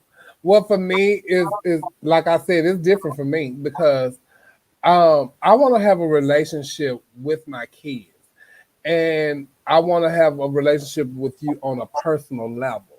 I don't want to have a relationship with you because I am Chevelle Brooks and I do shows and all we talk about is drag and all that kind of stuff like that. I want to meet your mama. I want to meet your family. You know, I have a relationship with Tevin mama. I have a relationship with Tiffany's mama. I have a relationship with majority of my kids' parents. And it's a wonderful feeling to know that I have been introduced to these women and some men, and they accept me as their child's other parent. You know what I'm saying? So for them to share their birth child with me, that's the best feeling you could ever get. So I look after my kids like they my own, because I'm sure those people that had them would expect me to, because they call me mama. So when they say the shows and all that kind of stuff like that, if you can't do it, I don't expect you to do it. If you can't succeed at it, please stop doing it. If you want to do it as a hobby, then do it. But if you go do it right. That's what I want you to do. And I want you to be good at it. Yeah. But my main thing is that you okay in your everyday life. Because this is what I do for a job. I got this. But I can't make you have that. I can't give you what I got. I can't. I can do this as a living and do other things. But if you can't do that, I need you to do something else. I need you to go to school. I need you to, I need you to have something else to fall back on. And if what's not successful for you, you will find something that you will be successful at. I'm proud of Tevin and his business that he has made for himself, because he fought so hard to be seen as an entertainer, and he succeeded. I think he has. I don't know how he feels, but I think he's amazing. But as a designer, he can't be touched. As a designer and stoning and doing props and all that, he can't be touched. He's one of the best in the business. So I'm proud of him with that. I have kids that have graduated from college, and I have kids that own businesses, and I have kids that starting business. I have kids that have went to jail and is convicted felons, and they are managers at businesses. I love to see that. So that's what makes me happy. And when you want to become my child, I have to have a relationship with you. I have to have a connection with you. Not because you live for Chevelle Brooks, because guess what? She go do it. she go do it with your help or without. And some of my kids help. Trust me, they do. I also think it's very important as a mother, as a drag mother, and as someone who is a drag child or whatever, to make sure that your chosen family and your biological family is intertwined, because if it is all for nothing if you were to pass away and you are rejected by your biological family. Oh my God, that's the worst thing ever. And and I know, and I'm sure we have experienced it. I'm not the only one, but like the first thing that I had to ever deal with, first and foremost, was Chi Devane's mother not knowing, or us not having the opportunity to really get to know each other, and not really get to know how connected and close me and Chi were. And that's the most hurt. It's not so much as the passing, but it's the fact that if I go to this funeral, how I'm going to be treated. And so it's definitely important. Like you said, sister, I know the majority. For my kids who are very close to me, I either know about their mother, but I know for sure they have told their parents about me. Yeah. And I've talked to them, and they know me, and I know and on the other end, my real mom knows Calix. Calix has just left here, and my mom called Calix's baby mama. So, and my grandmother knows Calexis. Like, I make sure that my whole family, chosen and biological, know each other. Mm-hmm. Or know who your drag mama is, Yeah, but my mom know who Chevelle is and how much she means to me. And that's very important. That is important because we've experienced it too much to be ostracized soon as somebody we care about die, like our relationship didn't matter. Yeah. And you're right. Because my mother, she knows Nicole for like years ago. My mother's been to Black Universe. She's been to Black Universe a couple of times. So she's been to the Monday Night Show. She's been to Lip. She knows like that side of me. But on the same end, my mother don't really know my kids, but she knows Nicole. She knows. So maybe that's something I need to work on. And see, I'm totally different with that. She definitely knows them, and she knows. She knows her, and she comes to Atlanta. And when she comes to Atlanta, she always wants to go to the show. She always wants to go out. She always wants to like hang out with my friends. My mother wants to see who I'm around. Who you around? Yeah. So, because even if I tell my mom these are your grandkids, she may not remember their name, but she knows she got grandkids in Florida. She knows she got grandkids in Dallas, and I talk to her about them, and she may not remember them, but she know that she got grandkids. Baby, let me tell you something about Belinda. If she don't know, if Tevin can speak firsthand, I make sure that my kids know who my mama is. And I make sure that my kids know that that's their grandmother. I make sure she know that that's her grandkids and who they are, because I had times where I felt guilty that I couldn't give her a grandchild. So I have these kids, and that's why I treat them like they're my kids, because I'm introducing you to my mama. I will introduce you to my grandmother. I will introduce you to my family, because you're my child, and that's what I think of you as. Am I right or wrong, Tevin? Yeah, but they was fine after me.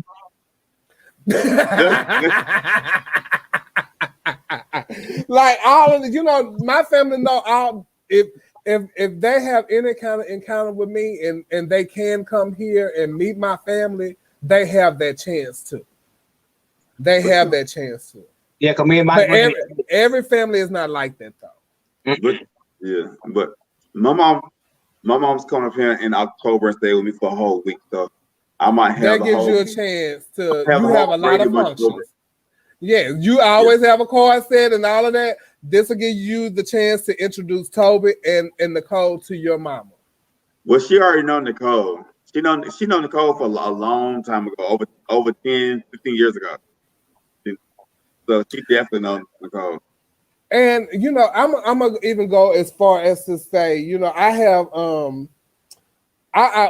know it's like a hypocrite or whatever, because I don't like my kids to have more than one mama.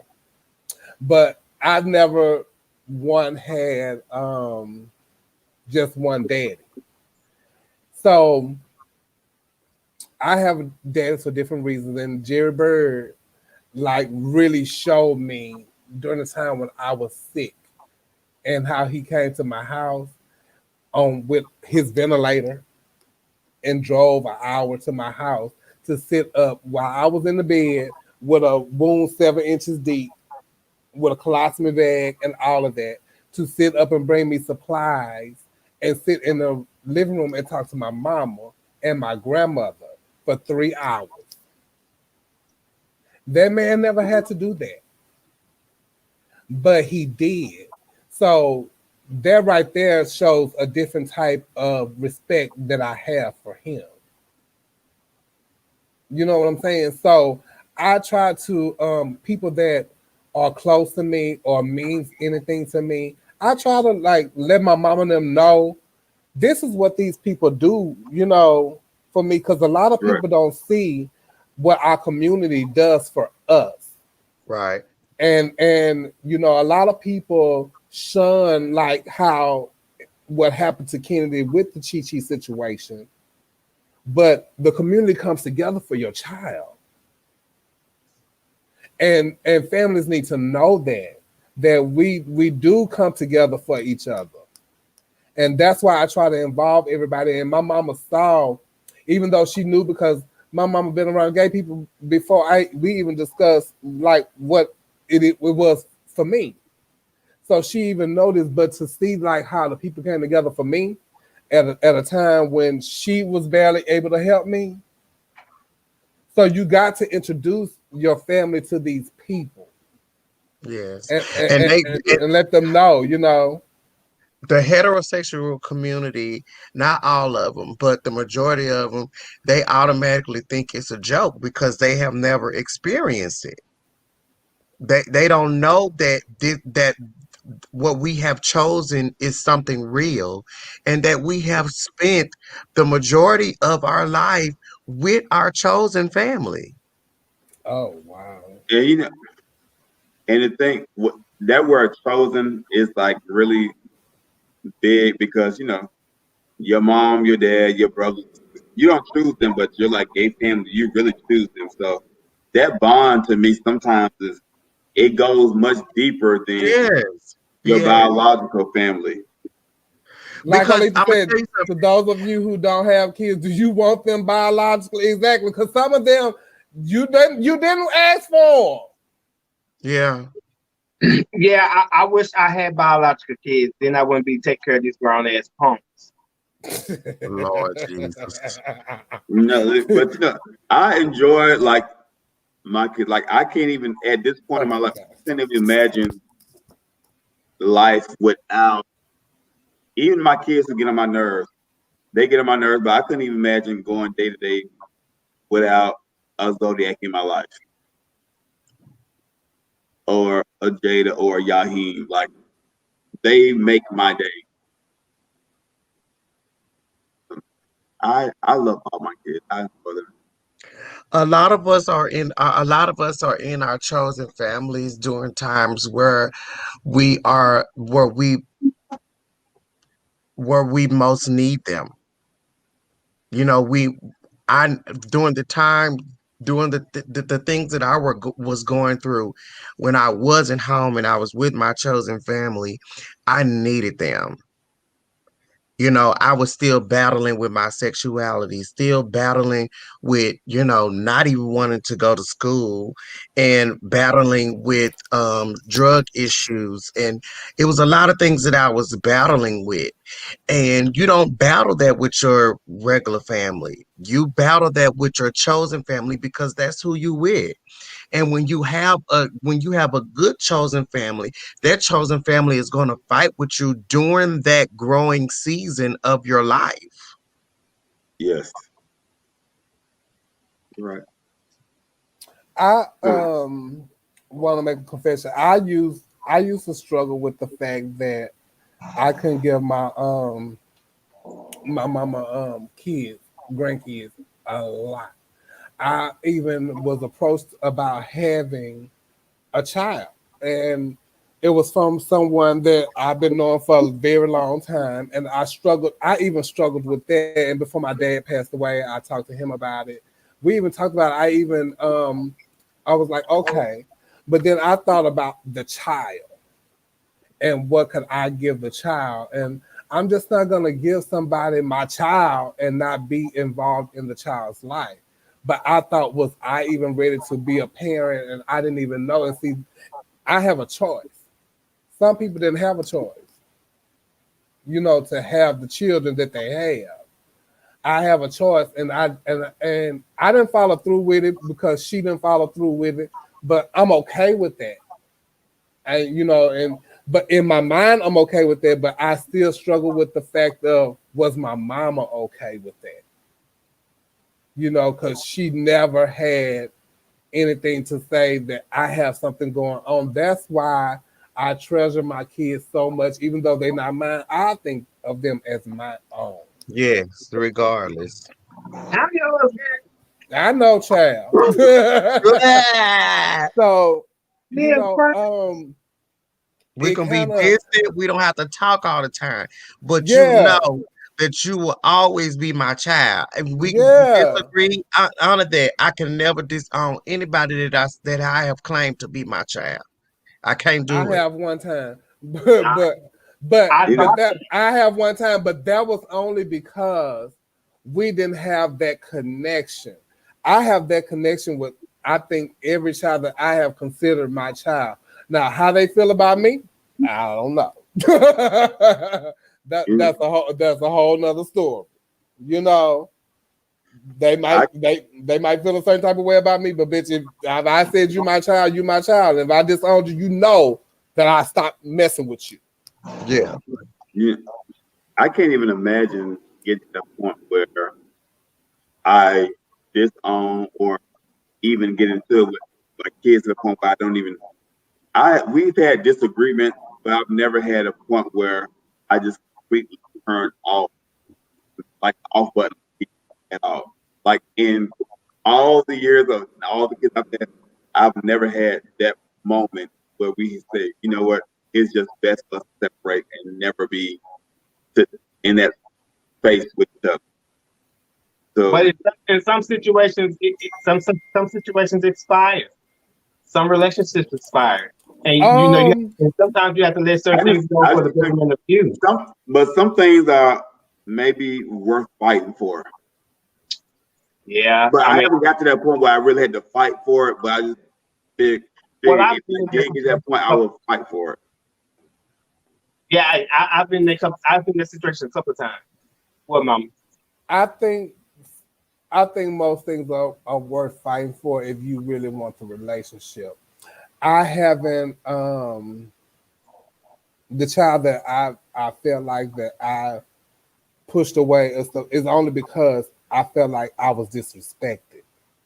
And I never would disrespect you in that way. And once you disrespect me in that way, I just don't, because you wouldn't do it to your real mama. And like I say, I feel like Davenport. we have that relationship to where, you know, I'm just as equal as her. I'm not saying I'm her, but she's here and I'm like right here. That's why I think I should be. So once you call me out my name and disrespect me, I think that right there, I don't know how she will handle it with you, but this is how I'm gonna handle it with you. And I'm gonna need some time because I'm gonna need to process that. Now we can hide and buy and all of this and that, but once you get to BITCH and me and this, Hey, you know, yeah.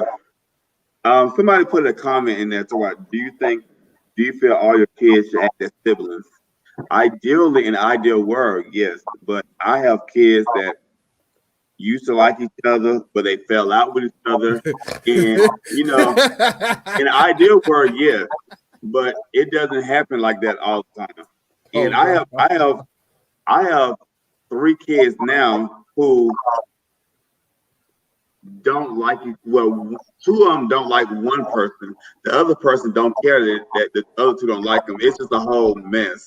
Yes, 2 of them don't like the other. They don't like you. You said what? What you said? Kind of really ask the people who they were. Oh, I didn't say who they were. I'm just saying kids just some of them don't like each other at all. Well, I don't like none of my mama kids. First of all, for me, I used to have a really big problem with because at the time the family was small, so I had a really big problem with the incest. I tried to make this like a family thing, and it was really small then. But now it done got out of control. I done got more kids. I try to get them on one accord, and I can't That's even control. Good luck, bitch. I tried. Good girl. luck. I tried, girl. It didn't work.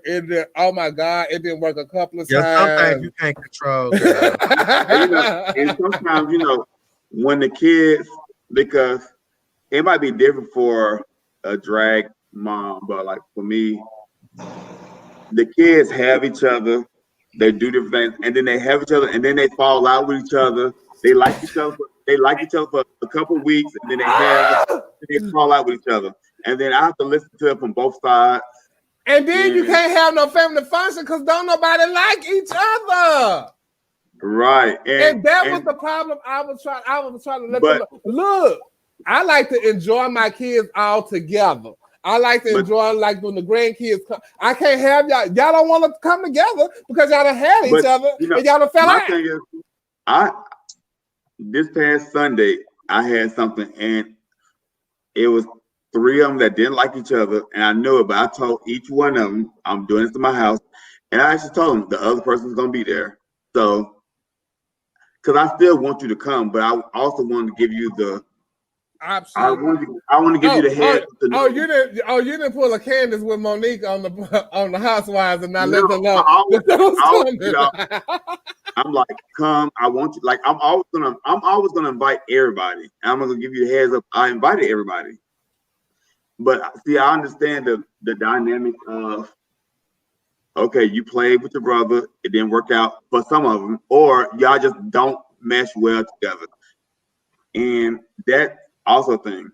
I understand both sides. You should tell some of your kids, just if you want to have each other, just call your auntie. I understand the whole dynamic because I've had with a few of my brothers. Yes, you have. And I'm glad you have admitted that. And for a long time, I tell you my philosophy of family that play together, stay together. Yes, you have. Now, I agree with that, but my thing is also to add to that, it's all about being an adult about the situation. Okay, and if we stop fooling with each other, we don't need to act the fool. You know what it was, and we family. You my brother anyway. Right. Baby, They not doing none of that. They're not doing none of that. They hitting you over the head with mallets and stuff at the family meetings and all that kind of stuff. Now you want to start something because he was lying on me. That's why he got hit in the head because he was lying on me. And they would have never known it was you. Yeah, but you should never do it. Yeah, and that's the first time me and you had an argument, and I was hurt, and so I had to hurt him because he had made me hurt. And I had to slap my child. That was the first and only time I have ever slapped my child. You have a friend me, and I said, "Girl, don't have that boy over here." Let me tell y'all something. Let me tell y'all a little story. Tevin did some stuff with his nephew, and I found out because I was out of town on the book, and I found out. And whatever happened. I'm in the kitchen. We finna have a family meeting. All the kids are coming over. Everybody, the grandkids, everybody. We having a family meeting. I'm cooking the fabulous Brooks spaghetti. Damn, Gina. That I always have cooked. It's been in the family for years.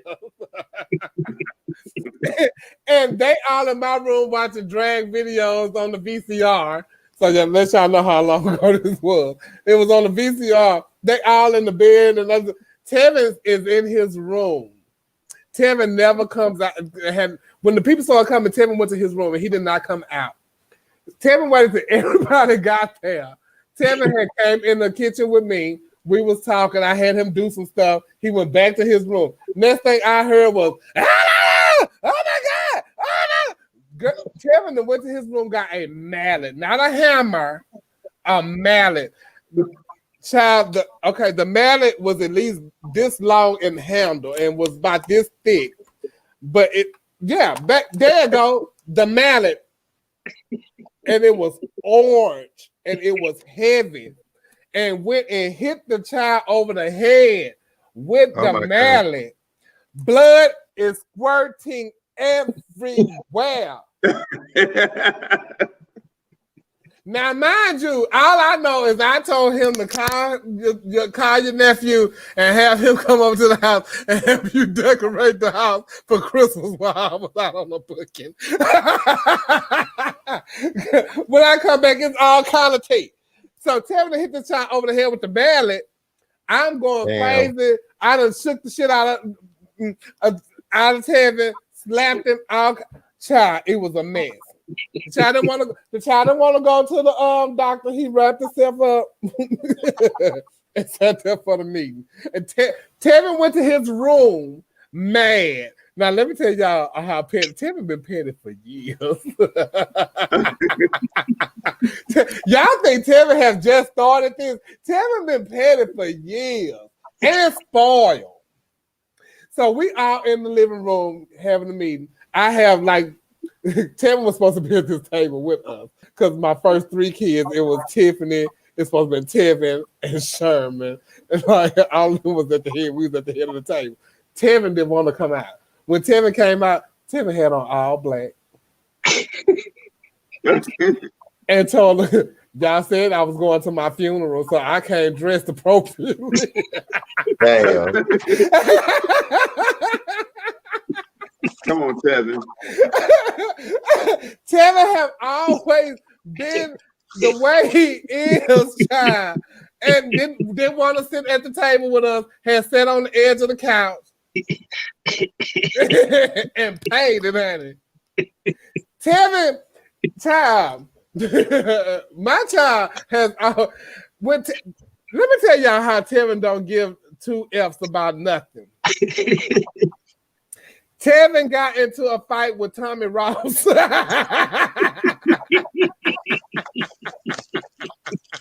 Yeah, Tevin don't care. Tommy called Tevin out about the treatment of his dog at the time, who was named Princess Tiara after Wendell, my granddaughter, my grandchild. Empress Tiara after Wendell. But he was always gone. I wasn't a dog lover at the time. I wasn't. Where is it? Sorry, Q. But I wasn't.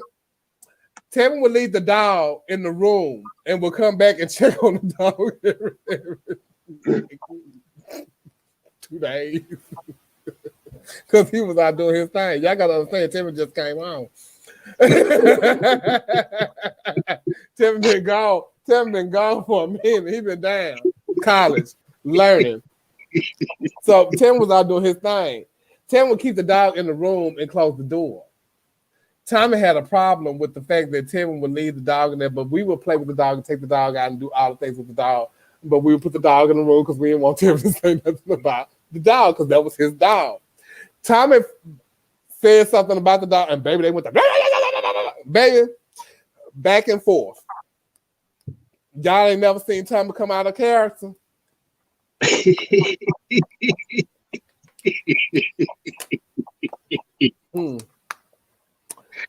And I know if y'all send this to her, she gonna read me for telling it. But they went back and forth. And Tevin wanted to get at his auntie child. He wanted to box with her. and I'm gonna say this. We had talked about misgendering. He did all of that to her. I had to literally talk to my child after that. You are disrespectful and you should have not. But now it's not like that with them. He apologized. I apologize. Yes. But it was Chevelle's fault. She had boosted it up because we was reading Altavis at first and switched on me. And I said, I knew I should have stayed gone. And her and Clark sat up on that couch and Kiki the whole time. Clark was not there. Wasn't nobody there but me, Randy, and Tommy. Oh, yeah. And they Randy said, oh my God. And Tommy had jumped over that table at you.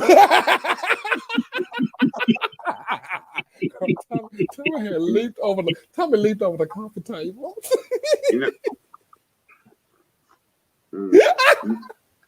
Damn. And you were tickled to this day. Years ago, at the old tracks downtown, I didn't know who Tommy was, but we got into it at the club, and Sasha came and got me. He's like, "Child, I just got back in good with her, so calm down. Sasha Valentino, because I had spazzed out on her because this is me young, being from Jacksonville, and I had done went off, and Sasha came and grabbed me. She's like, "Oh, please calm down," because we just started back speaking again. It was after Continental. But I had Dre, of course I was hood. I got it from you and Julius. What happened? Dre said I was hood. I got it from him and Julius. That's his brother. Oh my God, child. And Joella talking about my dog ain't moving, but he likes to stare at me. And I swear to God, I keep on doing this and peeking around her, and that baby have not budged. I said, she beating him. I am not beating Q. Please tell the people I'm not beating your child. He ain't even bowed down. He ain't wagged. He ain't did nothing. My baby love me. And Joella puts the decorator of my house, so you guys, no tea. But child, you was finna jump on her at the show too? No, we was just going. No, what happened was I was talking to someone, and the person was like in front of me, and she just kind of walked in between us.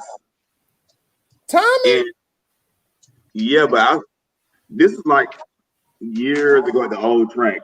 I really didn't know Al that much at the time, but it was like her, Al, and somebody else.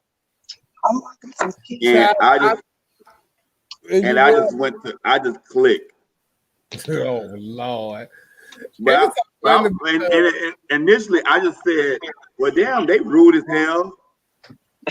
But she was the one that responded back to me. Of course. And when she responded, I was taken aback because she responded to me and because of the breath. And I mentioned it. And all right, y'all. I love y'all. I'm finna go. I had one on the music. I had music. Walk with me. I had muted me. Walk with me. That is my time. I love you, sister. I love you, Tabin. I love you, Neil. I love you too, kid. I see you this weekend. I thought I muted you. Who? I didn't mute Neil. You did not. I thought I had muted Neil. Oh my God. You did not. That's why that was my cue. No, girl, he unmuted himself. I will see you Sunday. I will see you this weekend. Wait, hold on before you go. I need you to bring me some of that clear tape when you come here Friday. Where is that? Ask your mama where to get it from because I don't know where to get it from. But they only get it in Dallas. Can you send me a message tomorrow, please? Alexa's got a new bed. Or send it to me now or something. Send it to me tomorrow so I know to do it while I'm out. Okay. Yeah. Okay. Oh, we done. We ain't got to other topics. And we've been. I was talking about something that happened in 2002. But still, is what. All right. I love y'all. I would, but I gotta say it's my show. And if y'all don't want us to go, y'all let us know because we'll say okay. If y'all have fun. We at the 2-hour mark, and usually I will go. Bye, Kennedy. Bye. And usually I will go, but if y'all want to stay, we can sit up and talk for a little bit more because y'all know I ain't really ate all day. But I'm not gonna have me. I was feeling. We're not even gonna talk about that. We just gonna move along and I feel like how like the family have that gay. You know how I feel like the family have that gay ref that they know that's gay, but they don't want to talk about it. That's how I feel right now. Hey, Tevin. Hey. What you doing? Oh my God, everything is falling.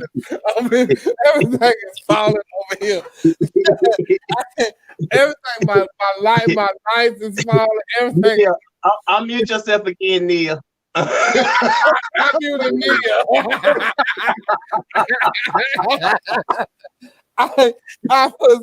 I was trying to because I'm trying to figure. Child, they say that Jeff is okay. Look, let me unmute Neil right quick. Wait a minute, Jeffrey who? Wait, Neil.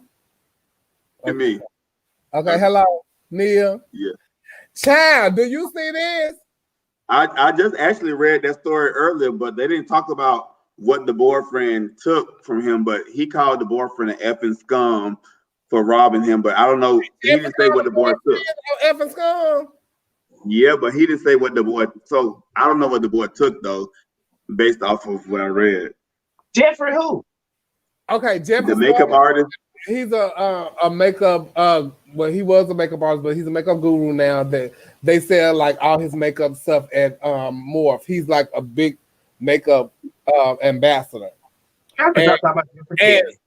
No, child, not Jeffrey Kennedy. But we talked about him on the show before, Tevin, and he was the one that had put out the racist stuff about black people, but then in turn was dating a black guy that was going with the woman. Remember the woman who had the baby for him and all, and she was mad about it and all.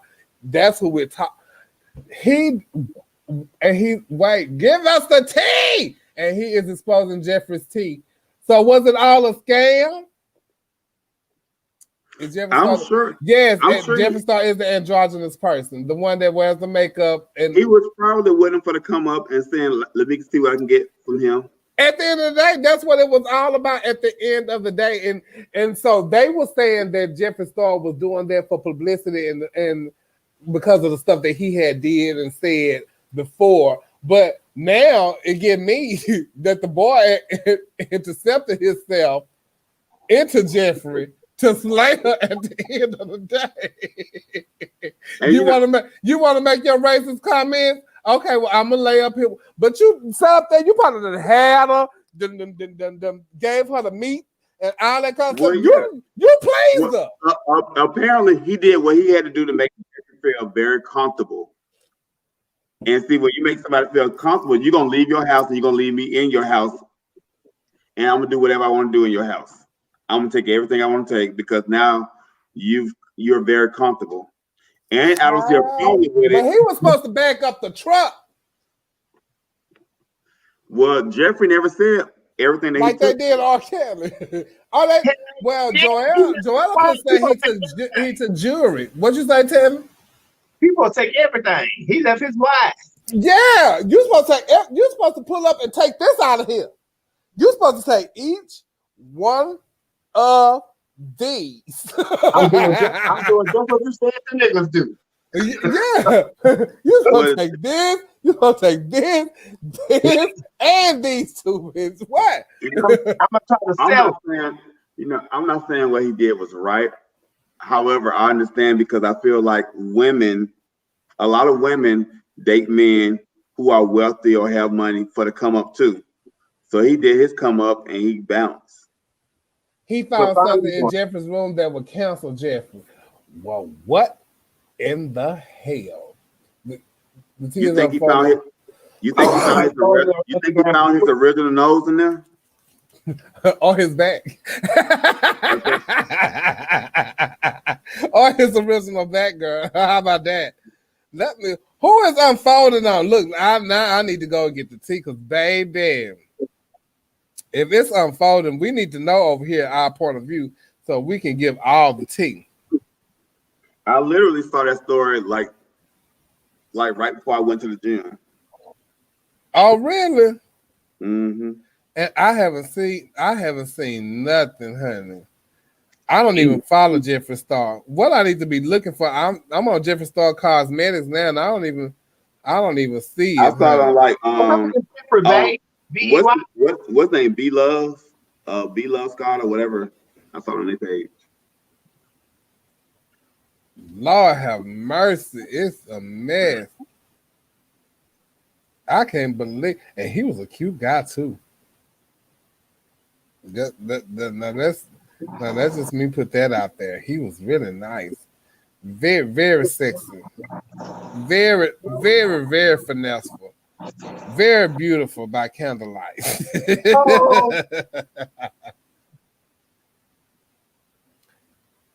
What? Let me see. Oh, they had a miscarriage. Chrissy Teigen.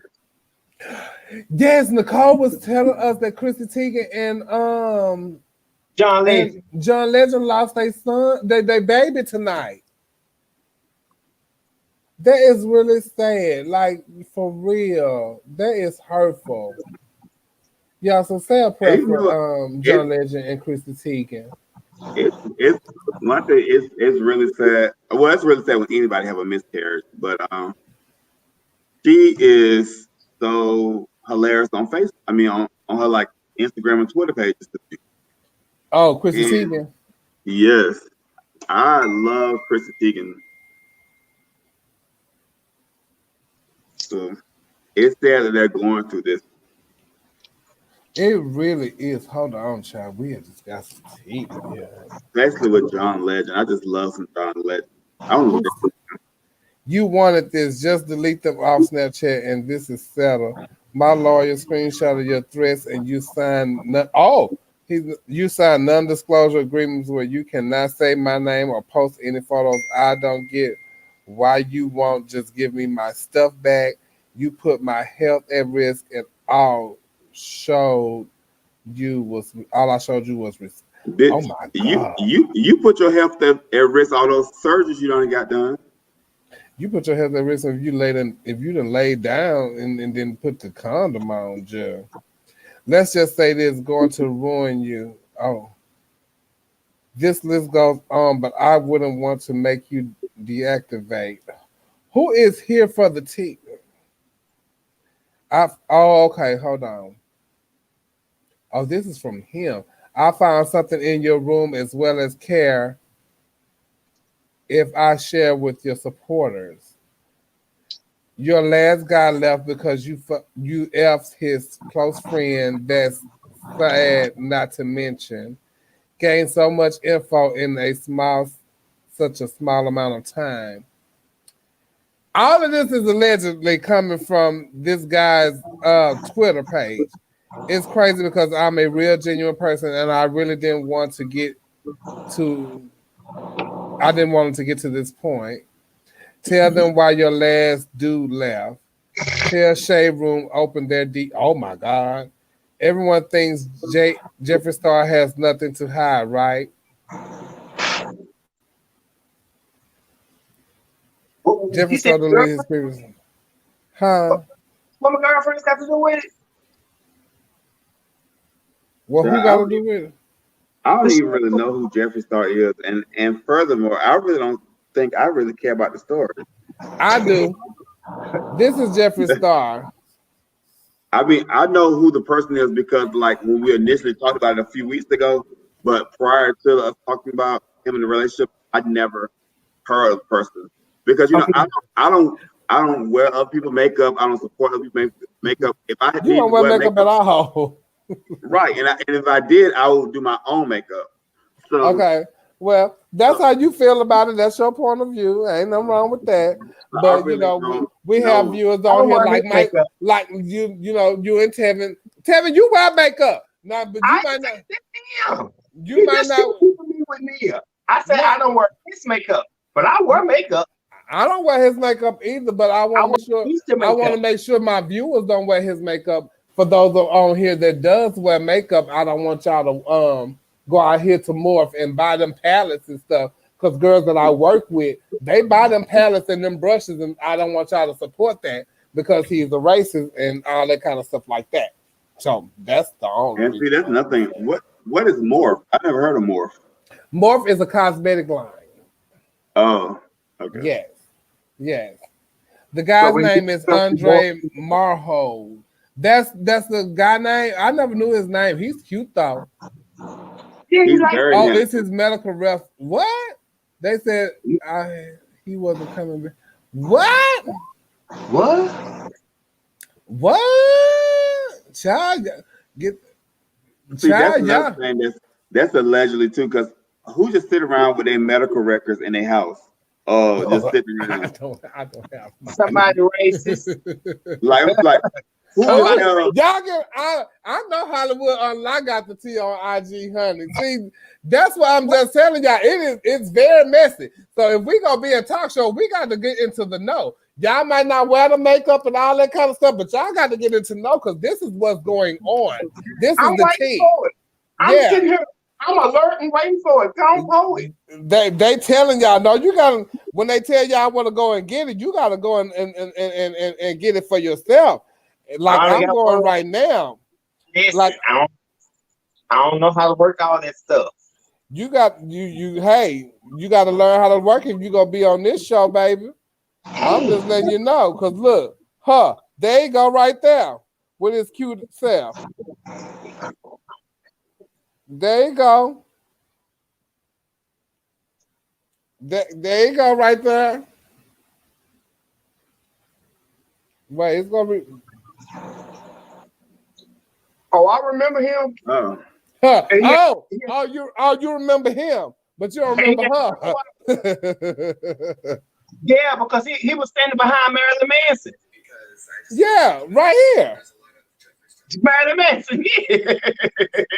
Yes. And the wife was pleading. They say he looking like Victor from the underworld. He looked like one of them girls from them Wayans brothers. So y'all need to y'all need to get up on this tea. You know, that's what we gonna talk about. We gonna talk about tea. So y'all need to look into it. Google Jeffree Star and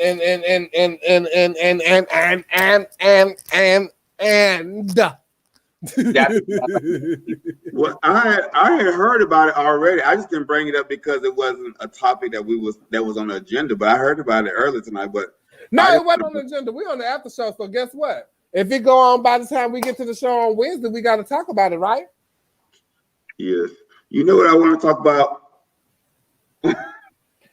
First of all, I want to say this too. We have a Our Point of View page on Facebook. If y'all have anything that y'all want to talk about, y'all want us to discuss on Our Point of View, hit us up on Our Point of View, www.facebook.com/OPOV 2020. That's what it is. OPOV, Our Point of View on Facebook. And hit us with y'all discussions and what y'all want to discuss on the show. And we will definitely talk about it. Just send us all the tea. We want to put it out there. If you want to spill it, and you want to put your name behind it, even if you do, we'll bring you on the show. What you think, Neil? Yes, we got to chat about it all, baby. What? This is a whole nother topic. What is it? Have you guys watched the show Ratchet on Netflix? I have not. Oh, well then we can't talk about it then because the lady who plays Charlotte Webb character, the black lady. Oh my goodness! I heard everybody saying that she should. Everybody now, I've heard all the comments about the show. I heard the show is really good. It's just not to my liking because I don't watch American Horror Story, but I heard it's good. It's not as gruesome as everybody as I thought it was going to be, so I might watch it. They do say that this black woman that's on that show is amazing. I forgot her whole name. I know her name is like Sophie somebody, but she played a character Charlotte Webb.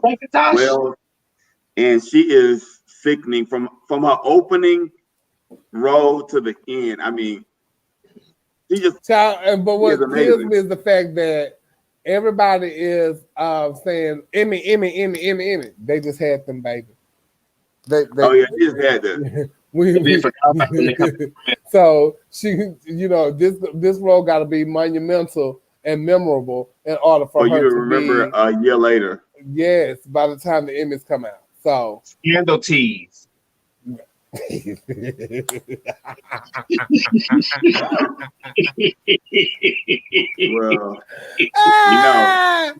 Well, okay, Devin. Child, look, I don't want to go back, but child, look at this picture with Jeffree Star and the boyfriend. Who is that on the floor?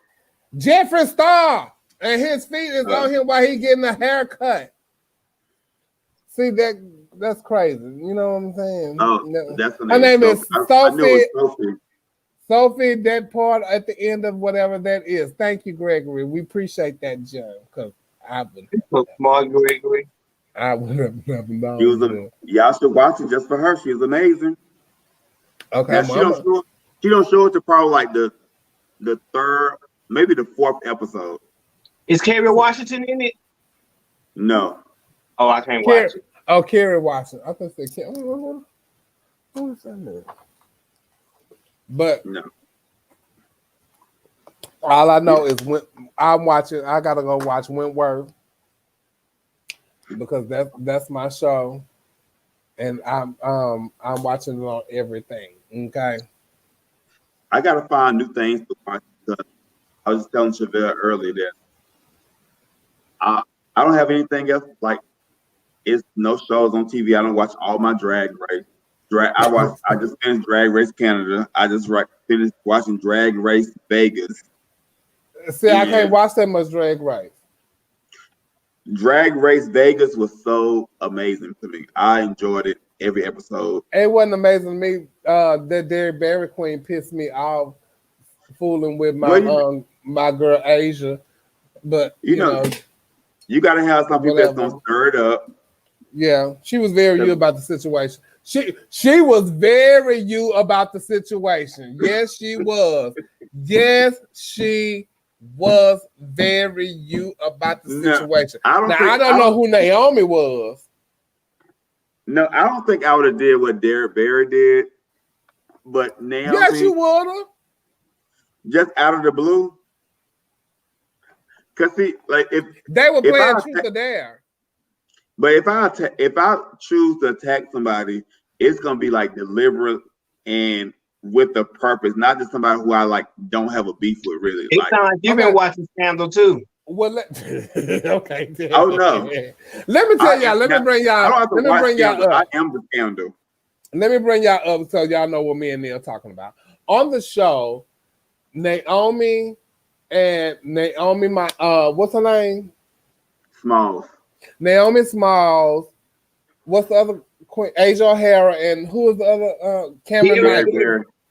No, Cameron Michaels. Oh, they were at the gym, and Naomi asked the group, "Who do y'all think was the weakest link in the group?" And so in the other girls is Vanjie, Derek Barry, and what's your friend name, Neil? Naomi. No. Cameron, Naomi. No, we named all of them. And the other. And the other the winner. The winner. Oh, Evie Ollie. Evie Ollie. Okay. So the other one is Evie Ollie. So Naomi already have a problem with Derek Barry. They came in the show having a problem with Derek Barry.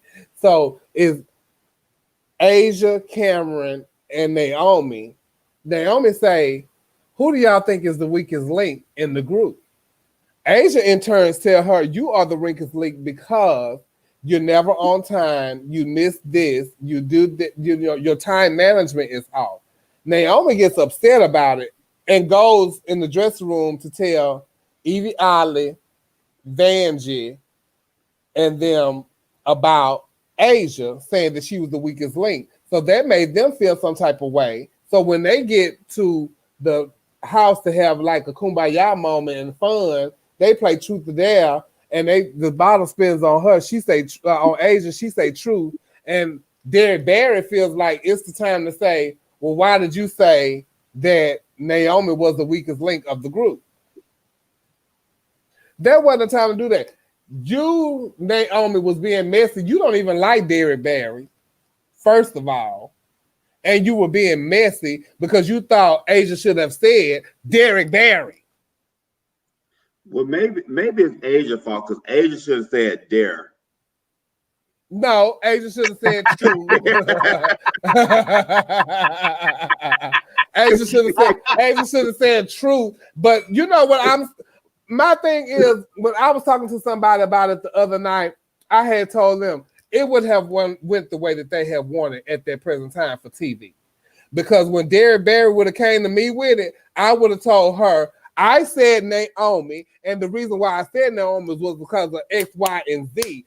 But Naomi thought I was going to say you, and I did not say you because she fell out with you, and she thought I was going to be on her team. But you are the weakest link, Naomi, because of X, Y, and Z. I would have left. I would have took my mic off. I would have gave them TV what they really wanted to see. So, and Derek, where were you right behind her? Well, initially I was on Asia's side when she brought it up initially, but afterwards, I'm like, Asia, you just dragging this thing along. You just who was dragging it along was Derek Barry, and what they got mad at was because Asia moved herself down into the quick change room, but they had to get her out of there, and they moved her to a big dressing room with a couch. So that's what they had the problem with. It's because she had her own dressing room with a couch and a bathroom. But she didn't have nobody coming there with her to sit on the couch or use the restroom. Huh? She didn't have nobody coming there to sit on the couch or use the restroom. She had a husband come and visit her, and that's all she needed. They didn't have nobody to come. They didn't have nobody to come and visit their room with no couch and no chair. Yeah, Cameron Michaels got dumped twice. And Cameron Michaels got dumped twice. So I would have been okay having my own dressing room and could have invited whoever I wanted to. But it bothered them that she had her own dressing room. I'm just glad that they did announce on the last episode that they show coming back in January. That we're not going to see. That I probably not go see it, but I hope that they continue filming the show. If Asia's in it, I'm going to see it because I want to see my sister Asia. And I know that made me sound like I'm very partial to Asia, but I understand what she was going through. And bitch, that Derek Barry. I met her before. That Derek Barry is some TV. Well, see, I've never met any of them, so I'm just looking at them through the lens of the TV. So through the lens of the TV. But I'm still probably a little precious on my side. But through the lens of the TV, my favorite character on there was Naomi Smalls. Ooh. Yeah. I do only like her because she's pretty. Steven, what is this? Pretty. It says the action is turned off. Oh. Well, what? Oh my God! Main symptoms of. Oh, see. He posted that. See. So he did have laying around. Child, the boy. Is this what he is? This y'all need to let me know. Is this what he found in his room? In Jeffree Star's room? Is that what y'all say? Why I won't send to y'all? I'm trying to see this update is really not the T. Okay, Neil, you got it. Okay, let me send it to 7. This update is really not the T. It's not coming up though. Yeah, that update is a fool. Do it need to settle in or what? Naomi beautiful. Don't get me wrong. And mind you, I worked with Naomi. I had a good time with her. I like Naomi. I just didn't like Naomi in this particular show. and I love Naomi in this particular show. Actually, it's 4 people who I really love on the show: Naomi, Evie Oddly, Vanjie. I love Evie's story, and I like Cameron Michael. Although,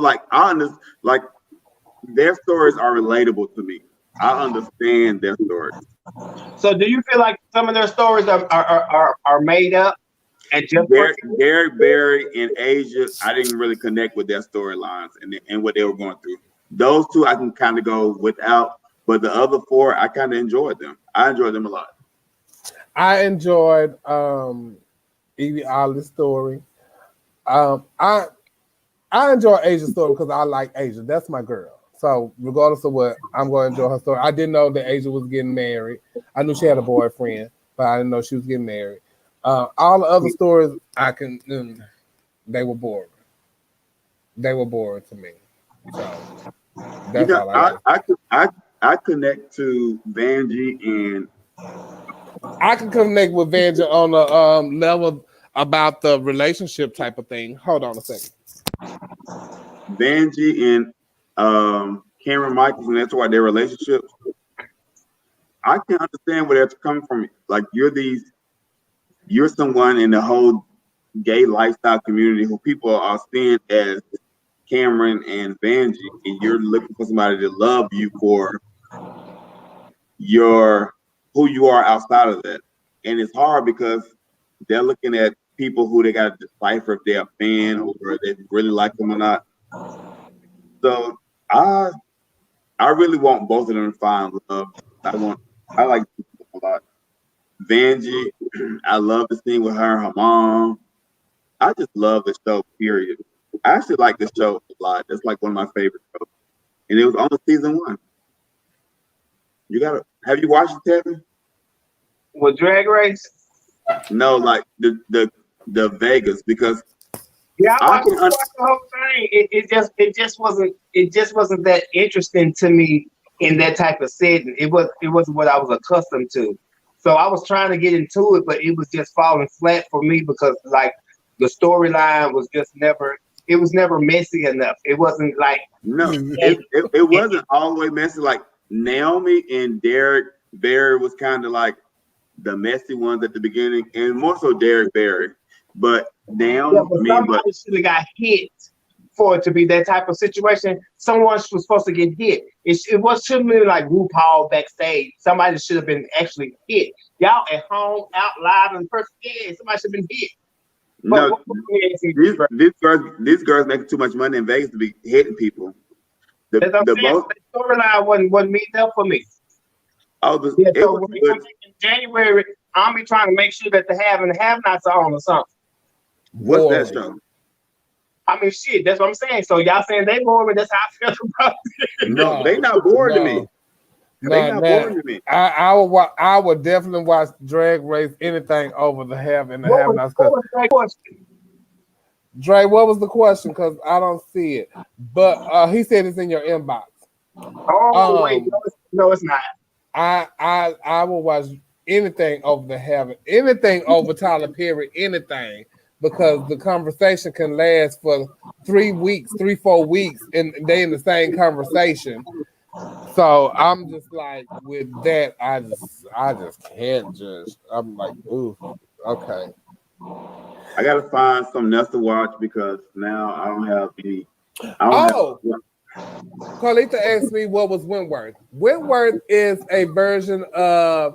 It's between Oz and Orange is the New Black. And it's an Australian prison movie, a prison sitcom about women in prison.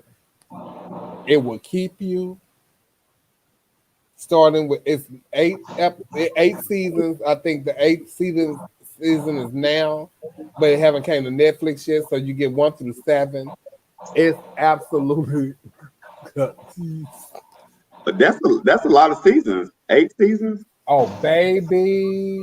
And if I tell you, it got me so good to where I watched it back to back. It made Orange is the New Black like a cartoon. Is Orange is the New Black, is that show still on? I don't know.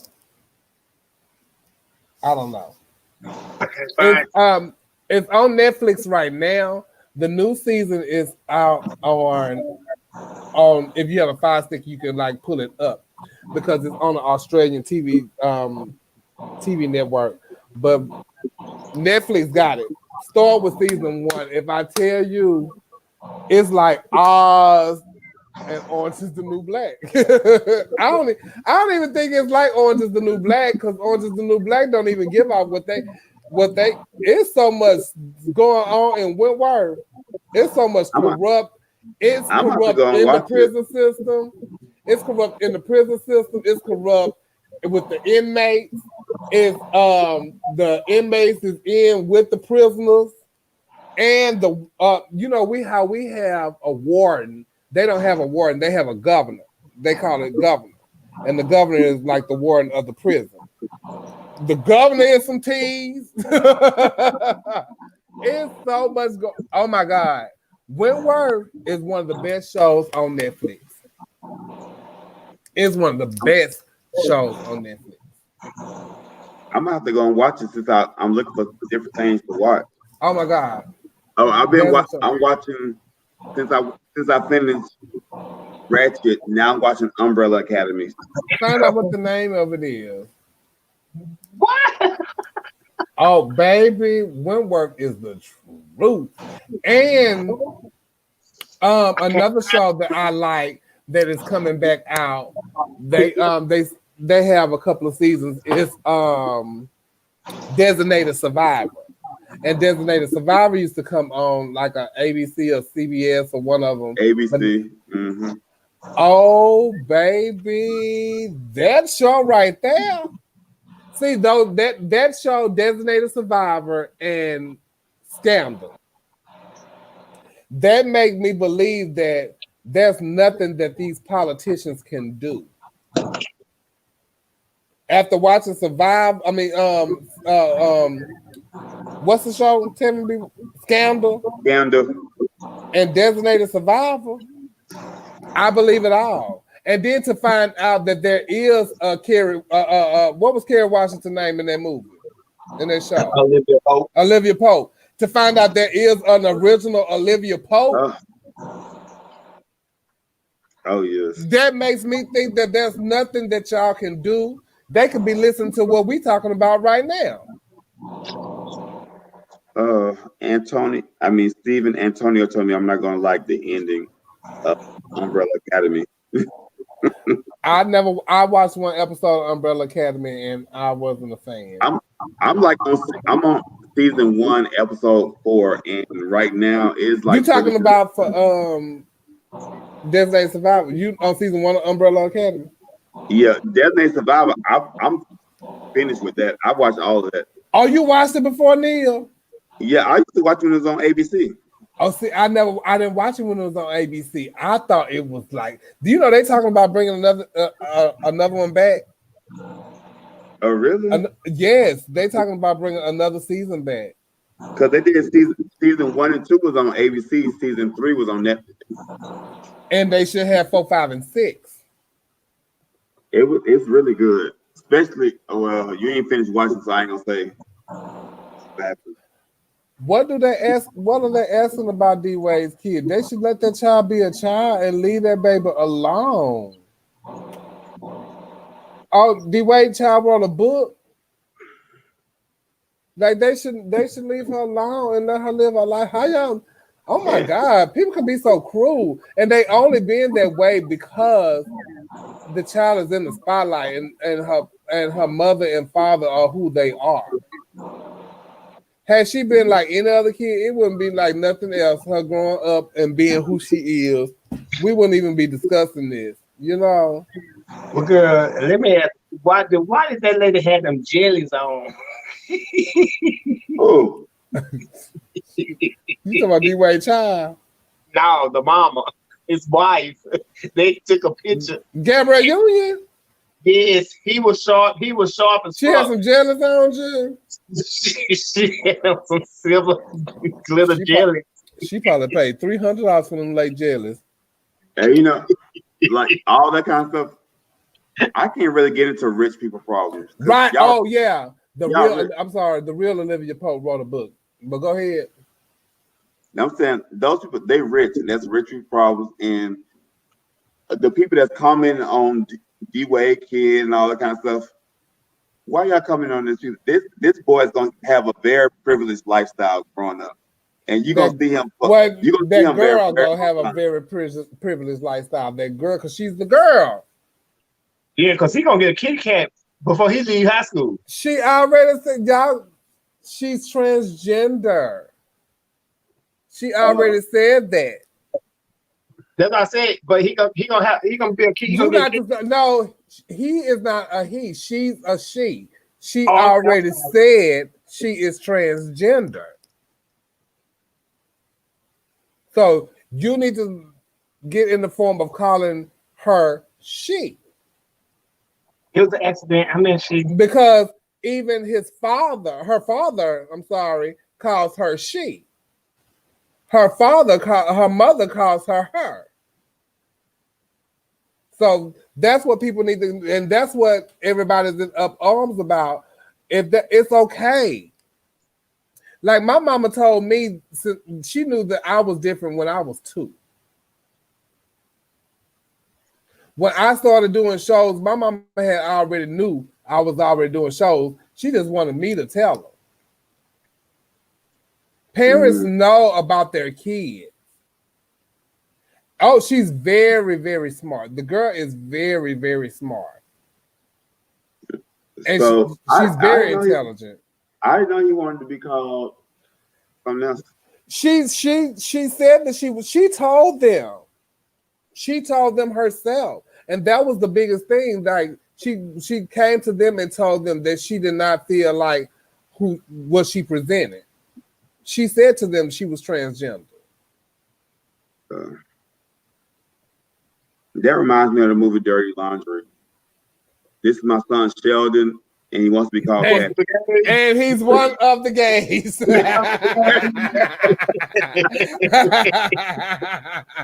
Oh my God, Mark. Grace and Frank is like one of my favorite movies, one of my favorite sitcoms. I love Grace and Frank. I do too. Yes. But they have a lot of seasons, but I've only watched like the first 2 seasons. Of Grace and Frankie? Okay. Yeah. So I have a lot more of them to watch. And I saw somebody talk about the show The Boys just on now. Amazon. Somebody just said about The Boys. I just saw that the other night on my thing, so I put that in my playlist. That's what I want to watch. The Good Place. What's The Boy? Okay. I never watched it before. Somebody told me to watch it. They told me it was good. Somebody told me it was good too, and then somebody said tonight. Have anybody ever seen Frankie and Alice with Halle Berry? Oh, now, honey, that's one movie that she should have been nominated for. All that other stuff that when she won, no. This one movie that Halle Berry was absolutely phenomenal in. And it's about a woman who has different personalities. Her original self is a Black woman who's a stripper. But she has different personalities. She's a white woman, she's a child, and she's a boy. And she plays these people to the T. If I tell you, it's so amazing. It's like it's her best work. And when and I had watched it years prior to them talking about her being nominated for an award for it, and they didn't even nominate her for it. But y'all done gave her an award for having sex with a white man. Because you know the clips that they show at the awards, that's the clip that they're nominated for. That particular clip. And the clip that she was nominated for was having sex with a white man. So what, in Monsters Ball? Yes. But you have to see Frank. If anybody on here and y'all haven't seen Frank and Alice, do yourself a favor. It's really good. She's so You said good. Frankie and Alice? Frankie and Alice. Yes. Oh my God. The baby, yes. The baby was named Genius. And she played the baby. When she even switched it to the white woman. And the white woman was prejudiced. The white woman was prejudiced. That, like, it was, oh my God, it's really good. You got to watch that. I think I need to watch that on my way to sleep tonight. I probably won't go to sleep. It's good. It's really good. She watch it. Yeah, she played that baby Genius. I need to find new things to watch because I'm done watching my New York Housewives, which is like one of my favorite shows ever. Yes. If you ever see the movie with Sally Field, Not Without My Daughter, that's an amazing movie. Might want to look into that too. My favorite Sally Fields movie, a movie with her and when I was younger, I knew I was a homosexual. I used to love the soap dish. I love Sally. I liked her when she was in Gidget. I know the lines of soap dish and everything. Oh, it was I can't get with Lovecraft Country. I like the story of the show. I can't get with it because I don't like all that extra sci-fi stuff. That's not my judge. And it made me mad because I really wanted to watch the movie. But once they started all that, the creatures coming out the ground, they going back in the ground, and ain't nobody got time for none of that. And I can't. I'm not a sci-fi type of chick. I want to. You know, I just thought about it's so random. Earlier tonight, when Peggy was like, "Oh, they passed the bill to get rid of electoral college or whatever," and Darcel was like, "Oh, I don't think they passed that bill." Yeah, did y'all catch that? I caught that, but I asked because I didn't know. I didn't know because somebody said that in the comments, and then Darcel said no, they didn't. I was like, "Oof!" I wanted to test them, like, they ain't passed that bill. I was like, That was that Efren dude. Well, first I'm like, they would never pass that bill with a Republican. Was that you, Eddie? Because I want to know. Somebody did say Ozark was good too. So that because if they passed the electoral, we would have.